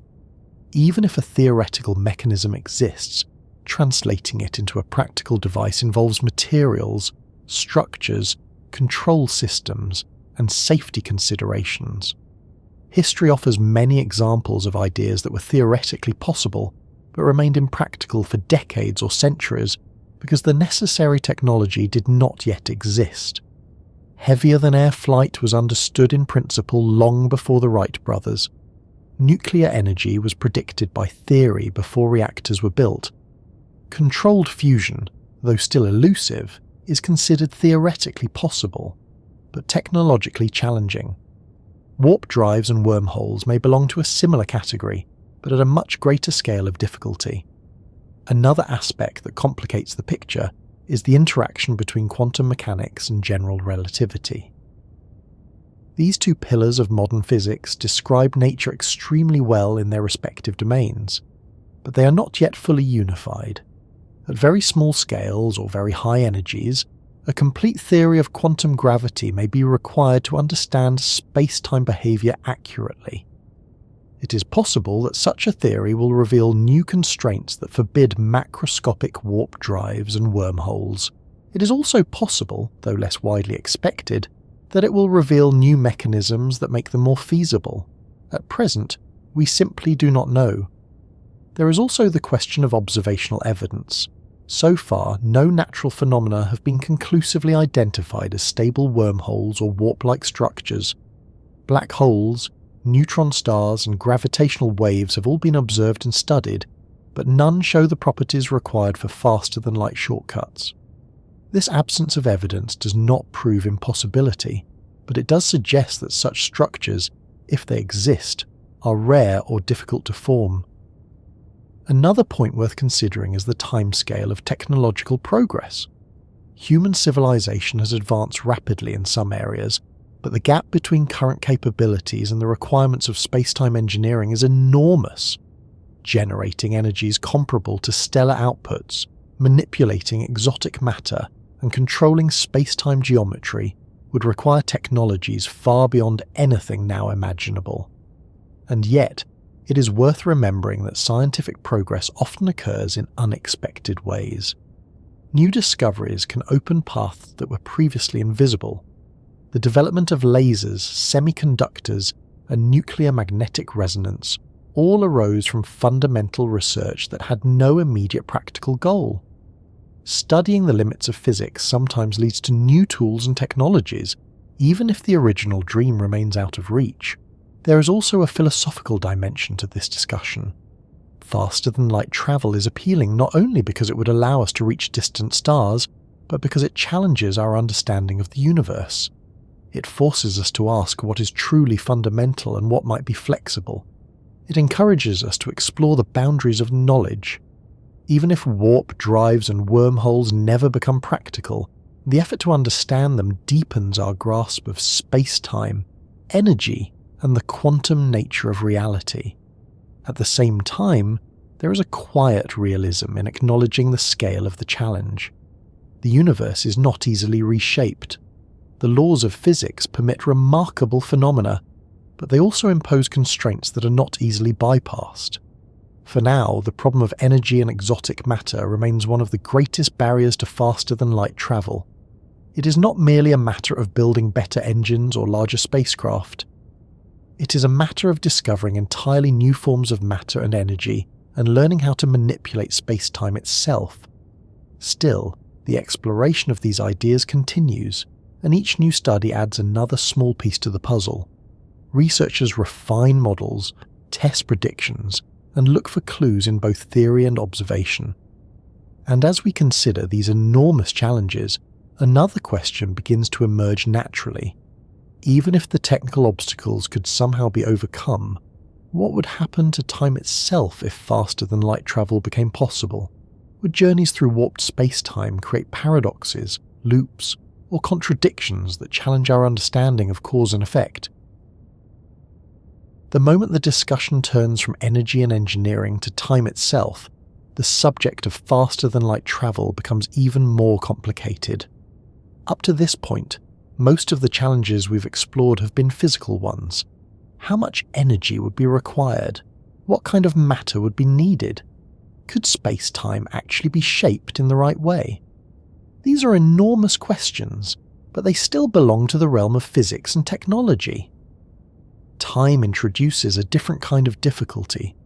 It brings in questions about causality, the order of events, and whether the sequence of cause and effect could be disturbed. To see why this matters, it helps to think about how deeply our understanding of the world depends on the idea that causes come before effects. You flip a switch and the light turns on. You drop a glass and it shatters when it hits the floor.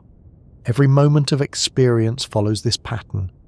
Causes lead to consequences, and the direction of time feels clear and steady. Relativity, however, shows that time is not as simple as it appears. Observers moving at different speeds or experiencing different gravitational fields can disagree about the timing of events. Two events that appear simultaneous to one observer may not be simultaneous to another. This alone is surprising, but it does not yet create paradoxes.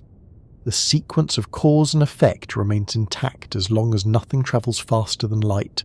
The speed of light acts as a kind of boundary that preserves the order of events. Signals cannot travel faster than this limit, so information cannot arrive before it is sent, at least in any observer's frame of reference. But if faster-than-light travel were possible, that boundary would be crossed, and once it is crossed, the sequence of events can become tangled in ways that challenge our intuition. Imagine a simple scenario. Suppose you send a message from Earth to a distant star faster than light. From your perspective, the message travels forward in time. But because of the way relativity combines space and time, Another observer moving relative to you might see the message arriving before it was sent. If that observer then sends a reply, also faster than light, the reply could reach you before you sent the original message. In effect, you would receive an answer to a question you have not yet asked. This is not merely a thought experiment invented for science fiction. It arises directly from the mathematics of relativity when faster-than-light signals are introduced.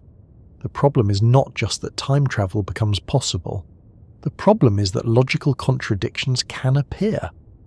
One of the most famous examples is the grandfather paradox. The story is often told in a dramatic way, but the core idea is simple. If you could travel into the past and prevent your grandparents from meeting, you would prevent your own birth. But if you were never born, you could not have travelled back in time to prevent their meeting. The sequence of events contradicts itself. Physicists take such paradoxes seriously, not because they expect people to build time machines and alter family histories, but because contradictions in physical laws usually indicate that some assumption must be wrong. In this case, the assumption might be that faster-than-light travel is possible in the way imagined. There are several ways scientists have tried to resolve these paradoxes, at least in theory. One possibility is known as the Novikov self-consistency principle. This idea suggests that events in space-time are constrained in such a way that paradoxes cannot occur. If time travel were possible, any actions taken by a traveller would already be part of history, and events would unfold in a self-consistent way. In this view, if you went back in time, you would not be able to change the past in a way that creates a contradiction. Circumstances would always prevent paradoxical outcomes, perhaps through unlikely coincidences or constraints you could not overcome. Another possibility comes from interpretations of quantum mechanics, particularly the many worlds interpretation. In this picture, travelling into the past might not change your own history, but instead create or move you into a different branch of reality. Each possible outcome exists in its own timeline, and contradictions are avoided because the timelines do not interfere with one another. These ideas are intriguing, but they remain speculative. They are attempts to reconcile faster-than-light travel or time travel with the logical consistency of physics, but there is no experimental evidence that such mechanisms operate in the real universe. There is also a more conservative view, held by many physicists, that the laws of nature simply forbid situations that would create paradoxes. This idea is sometimes called the chronology protection conjecture, proposed by Stephen Hawking. It suggests that quantum effects or other physical mechanisms prevent the formation of closed time-like curves, paths through space-time that would allow an object to return to its own past. In this view, the universe protects its own history. Conditions that would allow paradoxes never arise because the underlying physics prevents them. Even without paradoxes, faster-than-light travel could introduce other risks and uncertainties. One of these involves the behaviour of energy and radiation. As mentioned earlier, some theoretical models suggest that energy could accumulate along the path of a warp bubble or near the throat of a wormhole. If this energy were released suddenly, it could pose a serious hazard, not only to travellers, but also to anything near the exit point.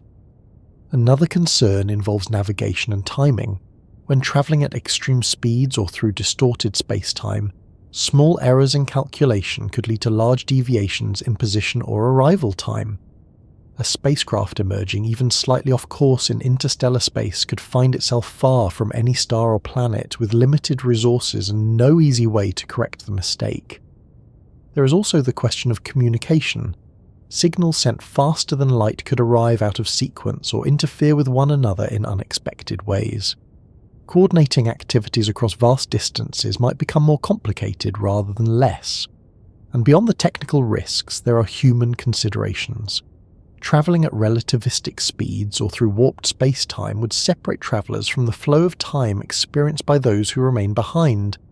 Even without exceeding light speed, time dilation alone could mean that years or decades pass on Earth, while only months pass for the crew of a spacecraft. Returning home after such a journey would not simply be a matter of landing and resuming life. It would mean arriving in a future where friends and family had aged or passed away. where societies had changed, where the world you left existed only in memory. That is a different kind of risk, one that cannot be measured in equations. At the same time, it is worth remembering that physics often reveals possibilities that seem strange at first but become familiar with understanding. Time dilation, once considered an odd prediction, is now routinely accounted for in satellite systems.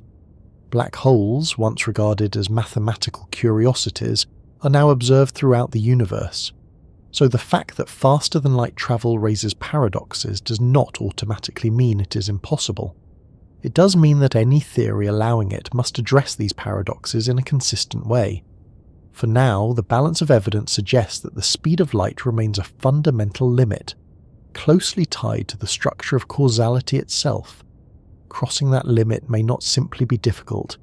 It may require a deeper understanding of time and space-time than we currently possess.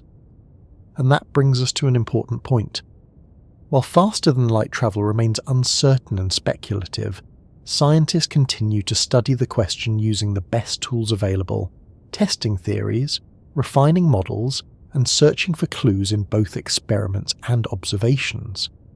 Because the universe has surprised us before, ideas once thought impossible have sometimes turned out to be real, while others have remained forever out of reach.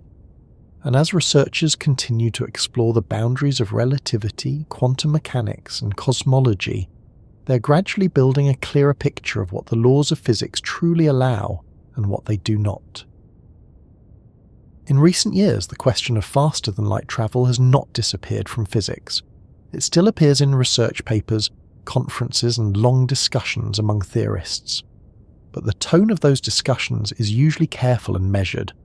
Modern physics does not treat faster-than-light travel as something expected to arrive in the near future, nor does it dismiss the topic outright as pure fantasy. Instead, it occupies a curious middle ground, a place where the laws of nature seem to allow certain possibilities in theory, while practical reality places those possibilities far beyond anything we can currently achieve. To understand what modern physics says today, it helps to look at several different areas of research, because the answer does not come from one field alone. Relativity, quantum mechanics, cosmology, and particle physics all contribute pieces to the picture, and each of them places constraints on what might be possible. Relativity remains the foundation. Every experiment conducted so far, from laboratory measurements to observations of distant galaxies, confirms that the speed of light in a vacuum is the same for all observers and acts as a fundamental limit for objects moving through space. Particle accelerators push particles to extraordinary speeds, but never beyond light speed. Observations of cosmic rays, some of the most energetic particles ever detected, show the same behaviour.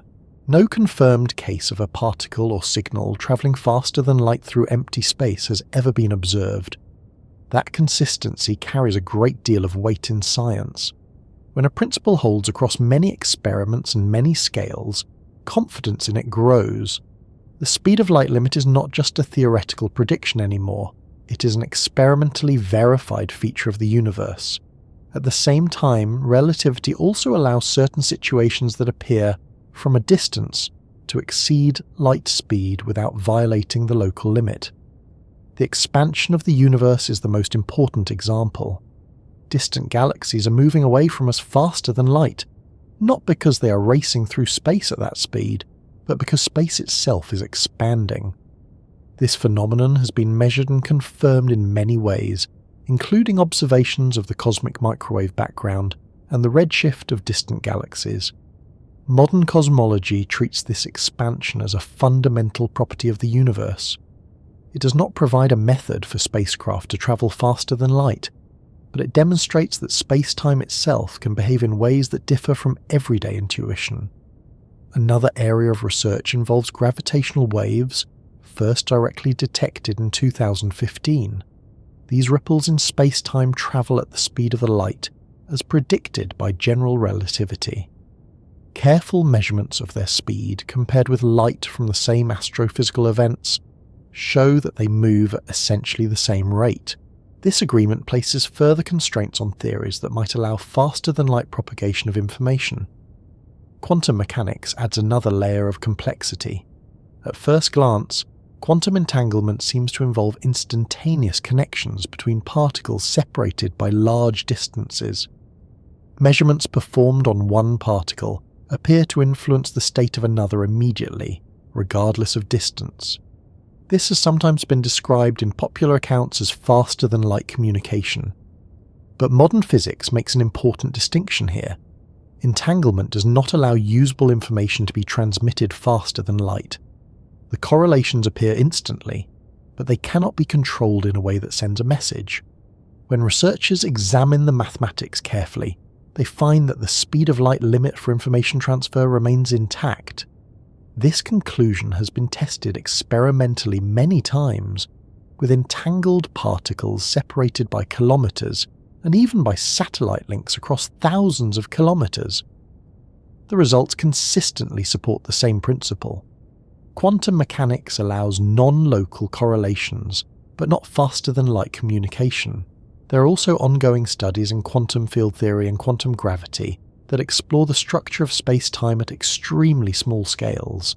Some theories suggest that space-time may not be perfectly smooth, but instead have a granular or fluctuating structure at the Planck scale, distances far smaller than anything we can directly observe. Whether such effects could influence large-scale travel or communication is unknown, but so far no evidence suggests they would allow faster-than-light motion. Another line of research involves exotic solutions to Einstein's equations, including warp drives and wormholes, which we have already discussed. Modern studies continue to refine these models, often focusing on whether the energy requirements can be reduced or whether alternative geometries might avoid some of the most severe problems. In recent years, a few theoretical papers have proposed modifications to the original warp drive concept that significantly reduce the amount of negative energy required, at least mathematically.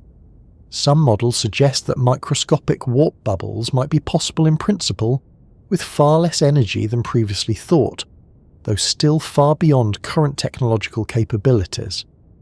These developments are interesting, but they remain highly speculative. No experiment has demonstrated the creation of a warp bubble, even on a microscopic scale. The gap between theory and practice is still enormous.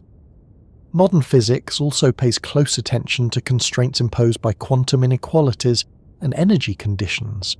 These principles limit the magnitude and duration of negative energy densities, making it difficult to sustain the kinds of space-time distortions required for faster-than-light travel. While these constraints are not absolute proofs of impossibility, they suggest that nature strongly resists such configurations. Another important perspective comes from astrophysics. If faster-than-light travel were easy or common for advanced civilizations, some scientists argue we might expect to see evidence of it in astronomical observations. Large-scale engineering projects, unusual energy signatures, or unexpected patterns of motion might reveal the presence of such technologies. So far, no such evidence has been found. This absence does not prove that faster-than-light travel is impossible, but it suggests that if it is possible, it may be extremely difficult, even for civilizations far more advanced than our own. At the same time, modern physics remains open to surprises. The history of science includes many examples where new discoveries reshaped what was considered possible. The discovery of quantum mechanics, the realization that space and time are flexible, and the detection of gravitational waves were all once far beyond what most scientists expected to observe directly. Because of this history, physicists are careful about making absolute statements. It is safer to say that faster-than-light travel appears to be forbidden under the laws of physics as we currently understand them, but future discoveries could change that understanding. There is also ongoing research into alternative methods of interstellar travel that do not require exceeding light speed. Concepts such as laser-driven light sails, nuclear fusion propulsion, and antimatter engines aim to reach a significant fraction of light speed rather than surpass it. These approaches remain challenging but are grounded in known physics, and some early experimental work has already begun. Projects like Breakthrough Starshot, for example, propose sending tiny probes to nearby stars using powerful laser beams to accelerate them to a significant fraction of light speed. Such probes would not carry human passengers, and they would still take decades to reach their destinations, but they represent a realistic step toward interstellar exploration. Modern physics also studies the long-term future of space travel from a broader perspective. Even without faster-than-light travel, self-sustaining spacecraft, generation ships, or robotic explorers could, in principle, reach distant stars over long timescales. The universe does not forbid interstellar travel, it simply requires patience and ingenuity. Another topic that occasionally appears in research is the possibility of modifying the properties of spacetime through advanced technologies not yet imagined. While this remains speculative, it reflects the recognition that our understanding of fundamental physics is still incomplete. A full theory of quantum gravity, if it is ever achieved, might reveal new principles that reshape our view of what is possible. For now, however, the consensus among physicists is cautious. Faster-than-light travel remains a theoretical curiosity rather than a practical goal. The equations of relativity allow certain exotic solutions, but the physical requirements appear to be far beyond our reach, and there is no experimental evidence that such phenomena can be realized. There is something quietly reassuring in that conclusion. The universe follows consistent rules, and those rules have been tested with extraordinary precision. They have allowed us to build technologies, predict astronomical events, and understand phenomena that once seemed mysterious. At the same time, the question of faster-than-light travel continues to inspire curiosity. It encourages scientists to explore the limits of relativity, the nature of space-time, and the relationship between quantum mechanics and gravity. Even if the dream itself remains distant, the journey of understanding brings valuable discoveries along the way. And as modern physics continues to refine its picture of reality, another line of thought naturally arises. If faster-than-light travel were ever achieved, whether through warp drives, wormholes, or some method not yet imagined, what would it mean for humanity? How would it change the way we explore, communicate, and understand our place in the universe? One of the most interesting conclusions to emerge from modern physics is that faster-than-light travel may not be necessary for interstellar exploration to become possible. The distances between stars are enormous, and the speed of light sets a strict upper limit, but nothing in the laws of physics prevents us from travelling at a significant fraction of that speed. The challenge is not whether it can be done in principle, but how such journeys might realistically be achieved and what they would be like. To understand how interstellar travel might work without exceeding light speed, it helps to begin by thinking about the scale of the problem in practical terms. The nearest star system, Proxima Centauri, is about 4.2 light-years away. If a spacecraft could travel at 10% of the speed of light, the journey would take more than 40 years from the perspective of observers on Earth. At 20% of light speed, the trip would take about 20 years. These timescales are long compared to ordinary missions, but they are not unimaginable within the span of a human life. Reaching such speeds, however, requires propulsion methods far beyond chemical rockets. The fuels used in today's spacecraft provide impressive performance for travel within the solar system, but they cannot deliver the enormous energy needed to accelerate a large spacecraft to a significant fraction of light speed. One concept that has received serious attention is nuclear propulsion. Nuclear reactions release far more energy per unit mass than chemical reactions. In a nuclear fission rocket, the energy released by splitting atomic nuclei could heat a propellant to extremely high temperatures, producing thrust more efficiently than conventional rockets. Designs for such engines were studied in the mid-20th century, and while they were never flown, the physics behind them is well understood. Even more powerful is nuclear fusion, the process that powers stars. Fusion reactions release enormous amounts of energy and could, in principle, provide sustained thrust for long-duration missions. Several conceptual spacecraft designs have been proposed using fusion propulsion. such as the Project Daedalus study conducted in the 1970s.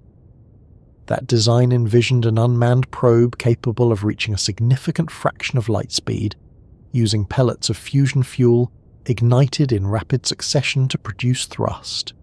Fusion propulsion remains technologically challenging, as controlled fusion has not yet been achieved in a way that produces more energy than it consumes on a practical scale.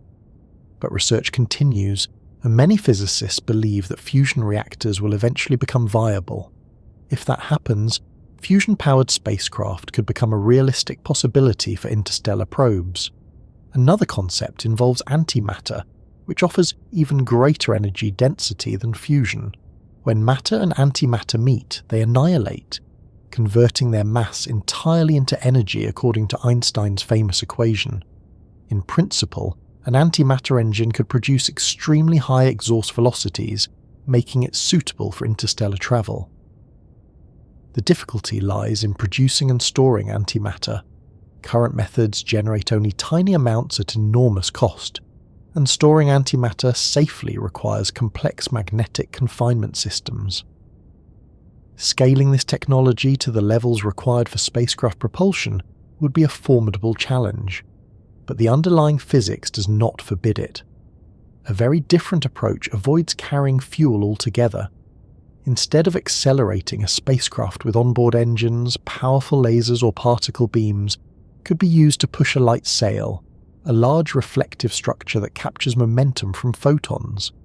Because the energy source remains at the point of departure, the spacecraft itself can be much lighter. This idea is being explored in projects such as Breakthrough Starshot, which proposes sending tiny probes to nearby stars using laser-driven sails. These probes would be extremely small, perhaps only a few grams, but they could reach speeds of 20% of light speed and arrive at their destination within a few decades. While such probes would not carry human passengers, they could send back valuable data, images and measurements marking humanity's first direct exploration of another star system. Travelling at a fraction of light speed introduces another important effect: time dilation. As discussed earlier, time passes more slowly for objects moving at high speeds. For spacecraft travelling at speeds of 10 or 20% of light speed, the effect is modest but measurable. At higher speeds, it becomes more significant. For long journeys, this means that travellers might experience less time passing than observers on Earth. A journey lasting decades on Earth might feel somewhat shorter for those on board, depending on the speed achieved. This does not eliminate the long travel times entirely, but it changes the experience of the voyage. Another concept that has been discussed for interstellar travel is the generation ship. Instead of attempting to reach extremely high speeds, a generation ship would travel slowly, perhaps only a few percent of light speed, carrying a self-sustaining population. The journey to another star might take centuries, with multiple generations living and dying on board before arrival.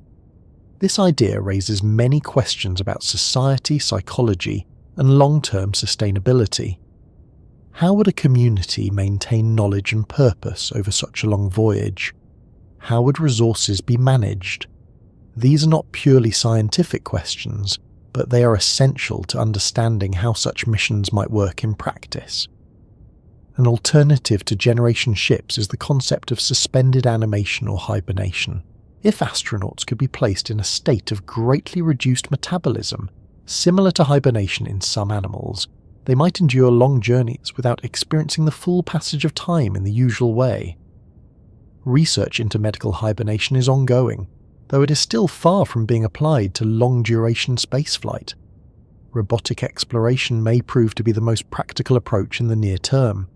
Machines do not require life support, can operate for decades or longer, and can tolerate conditions that would be dangerous for humans. Advances in artificial intelligence and autonomous systems could allow robotic probes to conduct complex scientific investigations far from Earth. There is also the possibility of self-replicating probes, sometimes called von Neumann probes, which could use local materials in a star system to create copies of themselves and continue exploring. While this concept remains theoretical, It illustrates how exploration might proceed without requiring faster-than-light travel, or even direct human presence. Interstellar travel at sublight speeds also requires consideration of hazards along the way. Even tiny particles of dust become dangerous at high velocities, as their kinetic energy increases dramatically. Spacecraft travelling at significant fractions of light speed would need shielding capable of absorbing or deflecting these impacts. Radiation is another concern. Cosmic rays and high-energy particles can pose serious risks to both electronics and biological tissues. Long-duration missions would require robust protection and possibly new materials or magnetic shielding technologies. Navigation over interstellar distances presents its own challenges. Space is not completely empty, but it offers few landmarks. Spacecraft would need precise instruments to determine their position and trajectory over journeys lasting decades or centuries. Communication delays would also be substantial. Messages travelling at light speed would take years to cross the distance between stars. Mission control on Earth could not provide real-time guidance. Spacecraft would need a high degree of autonomy, capable of making decisions and solving problems independently. Despite these difficulties, the idea of interstellar travel without faster-than-light motion remains firmly grounded in known physics. None of the concepts described so far require breaking the speed of light barrier. They rely instead on advances in energy production, materials science, automation, and long-term planning. There is something quietly encouraging about that. The universe may be vast, but it is not completely inaccessible. The laws of physics permit travel between stars, even if the journey requires patience and ingenuity.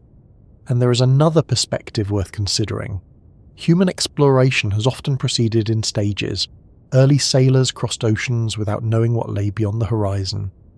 Later generations built faster ships, then aircraft, then spacecraft. Each step seemed extraordinary at the time, yet it became part of ordinary experience. Interstellar travel may follow a similar pattern. The first missions might be small robotic probes. Later missions could involve larger automated spacecraft, perhaps carrying biological experiments or even ecosystems. Human journeys, if they occur, may come much later, when technology and understanding have advanced further. Thinking about these possibilities also invites a broader reflection on why we explore at all. The drive to understand, to see what lies beyond the next horizon, appears to be a fundamental part of human nature. It has carried us across continents, oceans, and into orbit around our planet. Even without faster-than-light travel, that same curiosity may one day carry us to the stars.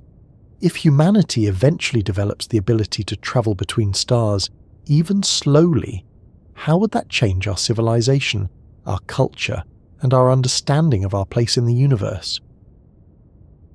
If the ability to travel faster than light ever became real, the change would not simply be a technological milestone, like building a faster airplane or a more powerful rocket. It would alter the way humanity understands distance, time, and even its own identity. The consequences would reach far beyond physics laboratories and spacecraft design. They would reshape economics, culture, exploration, and the way people think about the future. To begin seeing why, it helps to imagine what distance means today. Even with modern spacecraft, travelling beyond our solar system remains a journey measured in decades or centuries. The nearest stars are so far away that, for practical purposes, they remain beyond reach. Humanity lives in a single planetary neighbourhood, separated from the rest of the galaxy by a vast ocean of emptiness that cannot be crossed within a human lifetime. Faster-than-light travel, if it were ever achieved, would change that sense of isolation almost overnight. Journeys that currently seem impossible could become routine, at least in principle. Nearby star systems might feel less like distant points of light and more like remote continents once felt to early explorers. The galaxy itself could begin to feel smaller, not in physical size, but in the time required to cross it. This shift would influence exploration first. Throughout history, whenever humans gained a new way to travel faster or farther, exploration followed. The invention of ocean-going ships opened the world's coastlines. Railways connected continents. Aircraft shrank the planet further, turning journeys that once took months into flights lasting hours. Each time, the map of the known world expanded and societies changed in response. Trade routes formed, cultures met, ideas spread more quickly. If faster-than-light travel allowed journeys between stars to take days or weeks instead of centuries, exploration would no longer be limited to robotic probes or distant telescopic observation. Entire star systems could be visited directly. Planets could be studied up close. The search for life beyond Earth would move from speculation to direct investigation. And that discovery, if it came, would have profound consequences. Even the discovery of simple microbial life on another world would change humanity's understanding of its place in the universe. It would mean that life is not unique to Earth, that biology is not confined to one small planet orbiting one ordinary star. Faster-than-light travel would make such discoveries far more likely, because it would allow scientists to examine many worlds in detail rather than studying them only from afar. If intelligent life were ever found, the implications would be even greater. Communication, cooperation, or even simple observation of another civilization would transform philosophy, religion, and science in ways difficult to predict. But exploration is only one part of the picture. Another consequence would involve communication. Today, signals travelling at light speed take minutes to reach Mars, hours to reach the outer planets, and years to reach nearby stars. Real-time conversation across interstellar distances is impossible. Faster-than-light travel might allow messages to be carried physically or transmitted in ways that bypass these delays. That could lead to a network of human settlements or research stations connected not just by shared origin, but by regular contact. Such a network would still face challenges, because even faster-than-light travel might not be instantaneous. Journeys could still take time, and distances would still matter. But the psychological barrier created by multi-year communication delays would disappear. Trade and economics would also change.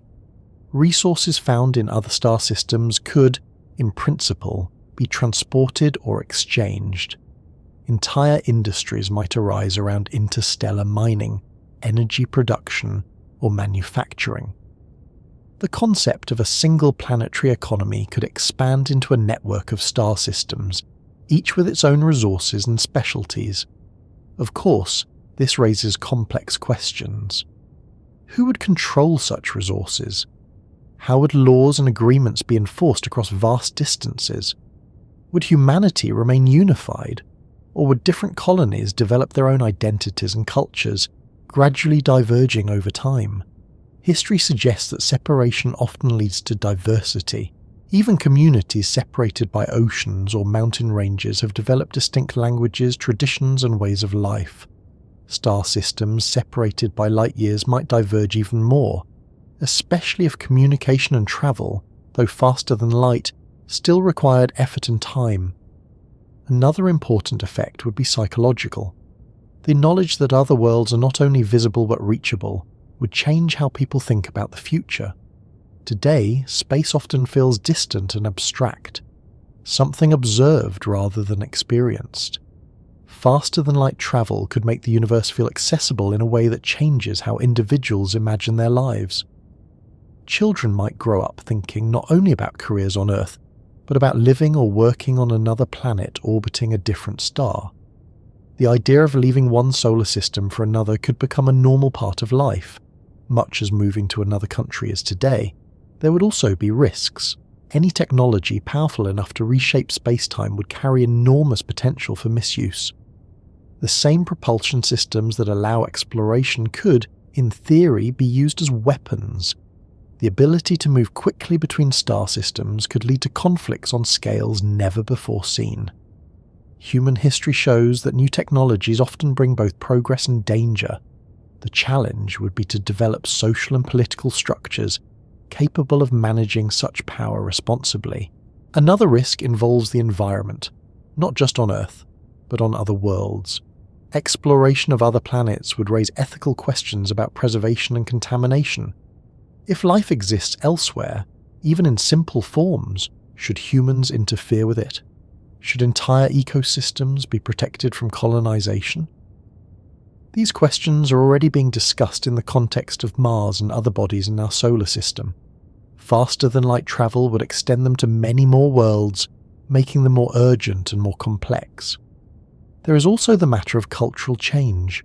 Contact between distant societies, whether on Earth or in the future among different star systems, often leads to rapid exchange of ideas and technologies. Sometimes this exchange enriches both sides. Sometimes it creates tension or disruption. An interstellar civilization would need to find ways to preserve diversity while maintaining cooperation, a balance that has always been difficult to achieve even on a single planet. At the same time, faster-than-light travel could offer benefits beyond exploration and economics. It could provide a kind of insurance for humanity's long-term survival. Earth is a resilient planet, but it is not immune to natural disasters on cosmic timescales.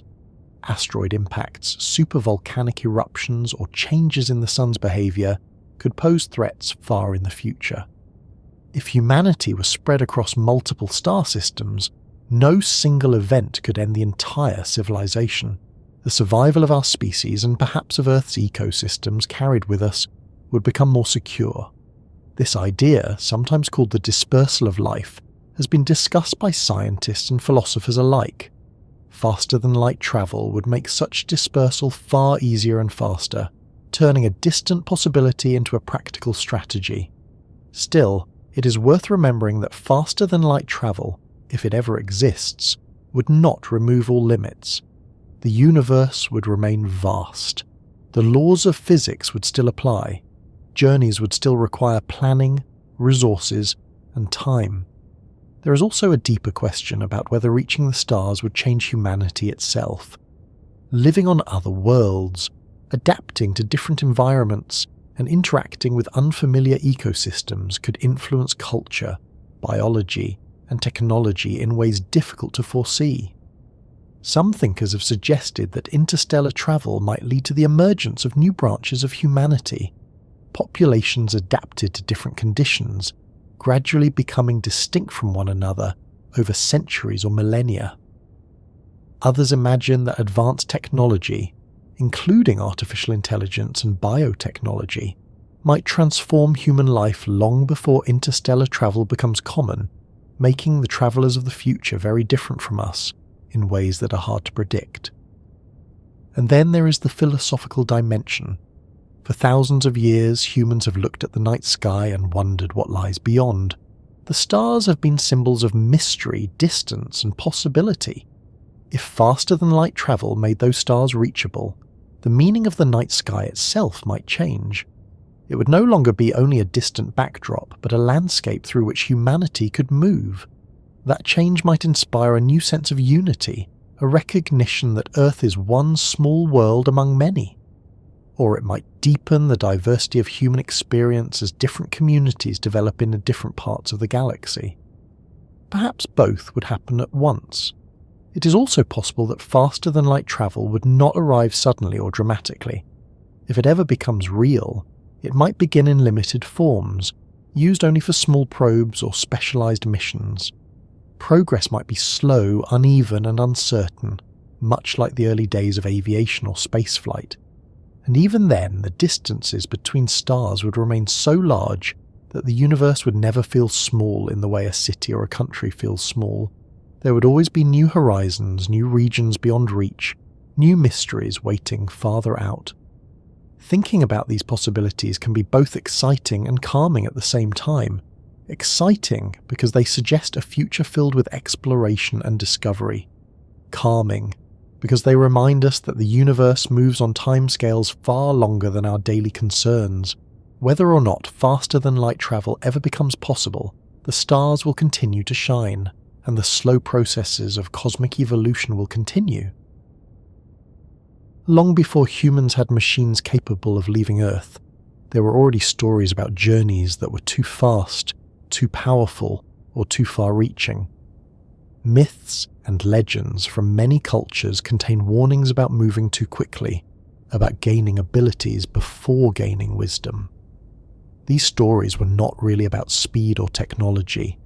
They were about the relationship between power and understanding. That same question quietly appears when people talk about faster-than-light travel. Even if it were possible, even if the engineering challenges were solved and the energy requirements met, another question would remain: should we do it? At first, the answer might seem obvious. Exploration has always been part of human nature. The drive to see what lies beyond the horizon has shaped history in countless ways. From early migrations across continents to voyages across oceans and eventually into space, each generation has expanded the boundaries of the known world. Faster-than-light travel in that sense would simply be the next step in a very long story. But when you look more closely, the question becomes less straightforward. Speed changes more than distance. It changes relationships, timing, and the way decisions are made. When communication becomes faster, events unfold more quickly. When travel becomes easier, movement increases. These changes can bring great benefits, but they can also create pressures that are not immediately obvious. To understand this, it helps to think about smaller examples. Consider how the invention of the telegraph transformed communication in the 19th century. Messages that once took weeks to travel by ship could suddenly cross continents in minutes. This change allowed businesses, governments, and individuals to coordinate activities in ways that had never been possible before. But it also accelerated the pace of life. Decisions had to be made more quickly. Markets reacted faster. News spread instantly, sometimes before people had time to reflect on it. The same pattern appeared with the telephone, radio, television, and the internet. Each new technology increased the speed at which information moved, and each one reshaped society in ways both positive and challenging. Faster-than-light travel, if it ever became possible, would represent an even greater increase in speed, not just for information, but for people and physical objects. Entire star systems could become connected in ways that compress both distance and time, and that leads to an important philosophical consideration. When the pace of change increases, do human beings adapt easily, or do they struggle to keep up? History suggests that rapid change can be difficult. Cultures sometimes need time to absorb new ideas, to adjust traditions, and to find stable ways of living with new technologies. When change happens too quickly, societies can experience tension, confusion, or conflict. This does not mean progress should stop, but it does suggest that speed itself is not always an unqualified good. Another aspect of the question involves responsibility. The ability to travel between stars would give humanity access to environments and ecosystems that have evolved independently for billions of years. Even a lifeless planet represents a unique natural history, shaped by processes that may never occur again in exactly the same way. Would humans have the right to alter such worlds? Should untouched planets be preserved, studied, or settled? These are not purely scientific questions. They are ethical ones, and they do not have simple answers. There is already a version of this debate taking place about Mars and other bodies in our own solar system. Some scientists argue that we should avoid contaminating other worlds with Earth life, in case native microorganisms exist or once existed there. Others believe that exploration and settlement are natural extensions of human curiosity and survival. Faster-than-light travel would expand this debate to a much larger scale. The number of reachable worlds would increase dramatically, and the consequences of human activity would extend far beyond our solar system. There is also the question of unintended consequences. Human history shows that exploration often brings changes that are difficult to predict. When cultures meet, the exchange of ideas, technologies, and diseases can reshape societies in profound ways. Entire civilizations have been transformed by encounters that began as simple voyages of discovery.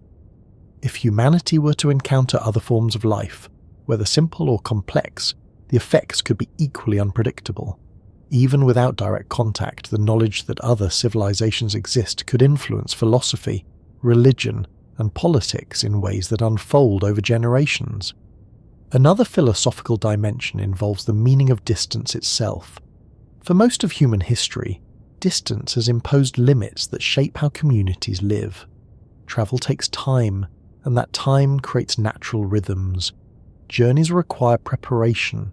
Separation creates independence, allowing cultures to develop in different ways. If faster-than-light travel were to reduce those separations dramatically, the character of human experience might change. The sense of remoteness, of being far from other places, could diminish. The universe might feel smaller, more connected, but also more crowded in a certain sense. Some people might welcome that change. Others might feel that something valuable had been lost. The quiet of distance, the patience required by long journeys, the sense that some places are truly far away. There is also the question of risk. Technologies that allow rapid movement across vast distances could be used for purposes other than exploration. The same capabilities that enable travel could be used in conflict. The faster and more powerful a technology becomes, the greater the importance of ensuring that it is used wisely. This concern is not unique to faster-than-light travel. It applies to many powerful technologies, from nuclear energy to artificial intelligence. The challenge is always the same: how to balance innovation with responsibility. Some philosophers argue that technological progress should be guided not only by what is possible, but also by what is beneficial in the long term. This requires thinking beyond immediate advantages and considering the broader effects on society, the environment, and future generations. Another perspective focuses on the nature of human aspiration. Why do we want to travel faster than light? Is it purely for exploration, or is there also a desire to overcome limits, to demonstrate that no boundary is beyond reach? There is nothing wrong with ambition or curiosity. They have driven many of humanity's greatest achievements. But there is also value in recognizing that some limits exist for reasons that are not merely obstacles, but features of the universe's structure. The speed of light, for example, shapes the way galaxies evolve, the way stars shine, and the way cause and effect unfold. It is not just a barrier to travel. It is part of the deep order of the cosmos. Thinking about this can lead to a quieter kind of reflection. Perhaps the universe is not meant to be crossed instantly, but experienced gradually. Perhaps distance and time are not merely inconveniences, but elements that give journeys meaning. A walk across a landscape feels different from a sudden leap from one point to another. The passage of time allows anticipation, observation, and change. The journey itself becomes part of the experience. This idea does not mean that faster travel is undesirable. Few people would choose to return to a time when crossing an ocean took months in a wooden ship, facing storms and uncertainty. But it does suggest that speed alone is not the only measure of progress.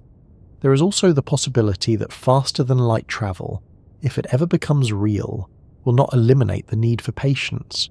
The universe is so vast that even travelling faster than light may leave enormous distances still beyond reach. There will always be horizons farther away, mysteries not yet explored. In that sense, the desire to go faster may never be fully satisfied. Each new capability reveals new frontiers. Another philosophical question involves identity and belonging. If humans begin to live on many worlds, separated by light years, what will it mean to be human? Will there be a shared culture, or will different colonies develop their own languages, traditions, and ways of thinking? Distance, even when crossed quickly, can create differences over time. Environments shape societies. A community living on a world with lower gravity, a different day length, or a different atmosphere may develop customs and technologies unlike those on Earth. Faster-than-light travel might allow visits and exchanges, but it might not prevent divergence.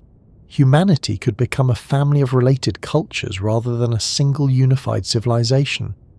Some people might see that as a loss of unity. Others might see it as a form of richness, a diversification of human experience across the galaxy. There is also the deeply personal dimension of the question. For an individual traveller, the ability to cross vast distances quickly might be exhilarating, but it could also be disorienting. Moving between worlds, seeing different stars in the sky, knowing that home lies far away, these experiences could change how people think about their place in the universe.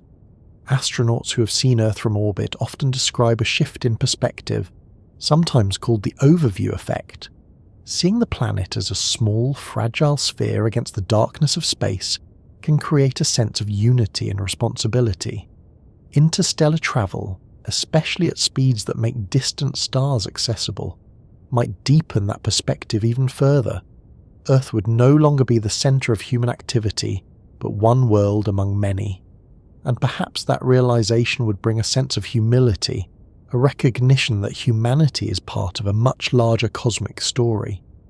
Of course, all of these reflections remain speculative. Faster-than-light travel has not been achieved, and it may never be.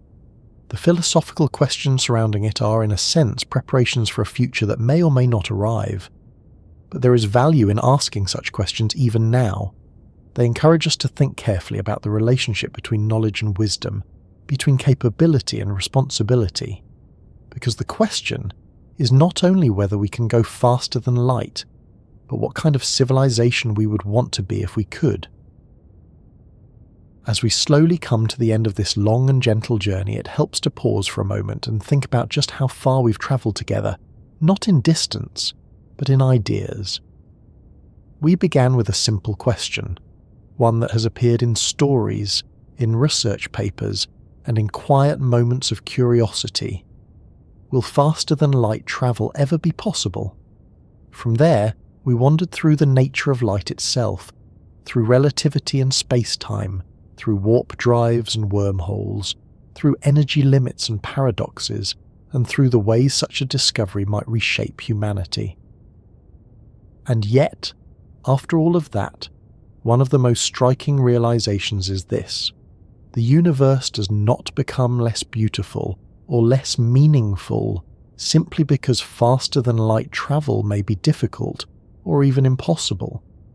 In many ways, the vastness itself is part of what gives the cosmos its quiet power. It's easy to imagine that if we could travel instantly between stars, the universe would feel more accessible, more familiar. Distances would shrink, maps would fill in, journeys that now seem unimaginable would become routine. But there is another side to that thought. The enormous spaces between the stars, the long stretches of darkness and silence, are not empty in the way a blank page is empty. They are full of structure, full of history, full of light that has been travelling for millions or billions of years. Even now, without faster-than-light travel, we are already exploring the universe in a meaningful way. Telescopes allow us to see galaxies so distant that their light began its journey long before Earth existed in its present form. Spacecraft have crossed the boundaries of our solar system, carrying with them small records of human culture, messages in case they are ever found by someone or something else. These achievements may seem slow compared to the dreams of science fiction, but they are real, and they are remarkable.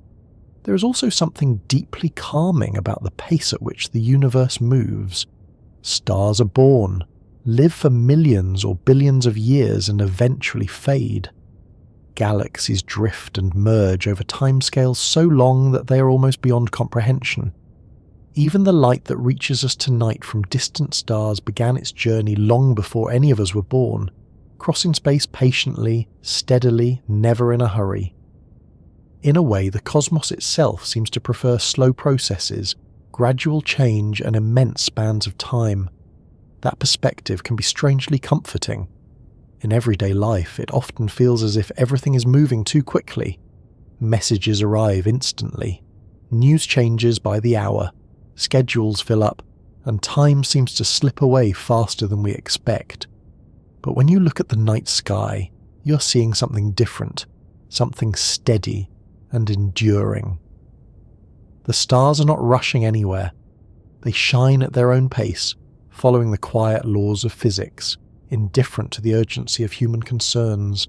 Perhaps that is part of why thinking about space can feel so soothing. It reminds us that there are rhythms larger than our own, patterns that unfold slowly and reliably, and yet, even in that vast stillness, there is motion. Every star is moving, every galaxy is drifting. Space itself is expanding, carrying clusters of galaxies farther apart over billions of years. The universe is not static, but its changes are measured in timescales that encourage patience. If faster-than-light travel were ever achieved, it would not erase that vastness completely. The universe is simply too large. Even travelling faster than light, there would always be farther regions, more distant galaxies, horizons that could never quite be reached. There would always be new questions, new mysteries, new frontiers. That realization brings us back to the deeper meaning of exploration. Exploration is not only about reaching a destination, it is also about the process of learning, of observing, of gradually expanding understanding. The journey matters, not just the arrival. Astronomers who study distant stars may never travel to them physically, but they still uncover their temperatures, their compositions, their motions, and their histories. Physicists who explore the nature of spacetime may never build a warp drive, but they still deepen our understanding of the universe. In that sense, exploration is already happening quietly and continuously. There is also a personal side to this reflection. Each of us lives on a small world orbiting an ordinary star in a galaxy containing hundreds of billions of stars. And yet, from the perspective of human experience, this small world is vast enough to hold oceans, mountains, forests, cities, and countless individual lives, each with its own story. Sometimes it helps to remember that scale works both ways. The universe is unimaginably large, but our own lives, though small by comparison, are still rich with detail and meaning. Thinking about the stars does not make everyday life less important. If anything, it can make it feel more precious, because it reminds us how rare and remarkable it is to be here at all, able to think, to wonder, to look up at the night sky and ask questions. And questions, after all, are where science begins. The question of faster-than-light travel may not have a simple answer. Perhaps one day new discoveries will change what we believe is possible. Perhaps technologies will emerge that allow us to bend space-time in ways we cannot yet imagine. Or perhaps the speed of light will remain an unbroken limit, a boundary that shapes the way civilizations explore the cosmos. Either way, the universe will remain full of wonder. It is worth remembering that some of the most beautiful discoveries in science have come not from achieving impossible goals, but from understanding why those goals are difficult, and what that difficulty reveals about the nature of reality. The realization that time is flexible, that space can curve, that the universe is expanding, these ideas have changed how we see everything, even though they did not lead directly to faster travel or easier journeys. Knowledge itself is a kind of exploration, and sometimes simply understanding the limits of the universe can be as satisfying as overcoming them. As you rest there now, wherever you happen to be, it may be interesting to imagine the quiet vastness beyond our planet. Picture the nearest stars, separated from us by distances so large that light takes years to cross them. Picture the dark spaces between those stars, filled with faint clouds of gas, drifting dust, and the occasional wandering comet or asteroid. It is not an empty void, but a sparse and gentle environment, illuminated by distant points of light. And beyond that, picture the galaxy itself, a vast spiral of hundreds of billions of stars, slowly rotating over hundreds of millions of years. Somewhere within that spiral, our sun moves in its orbit, carrying Earth along with it, quietly, steadily, without any sense of hurry. All of this motion is happening right now, even as you listen, even as you breathe. It does not demand attention. It does not rush. It simply continues. There is something peaceful in that thought. The universe does not expect anything from us. It does not require us to travel faster than light or to cross the distances between stars. It simply exists, vast and patient, offering its mysteries to anyone who is curious enough to look. And curiosity does not always need to be fast. Sometimes it unfolds slowly, like a conversation, like a quiet walk, like the gentle turning of pages in a book. If you've been listening for a while, you may notice that time feels different now than it did at the beginning. Perhaps it feels shorter, or perhaps longer. That is the curious thing about time as we experience it. It stretches and shrinks, shaped by attention, memory, and mood. The universe, by contrast, measures time in a different way, in the steady ticking of atoms, in the motion of planets, in the expansion of space itself.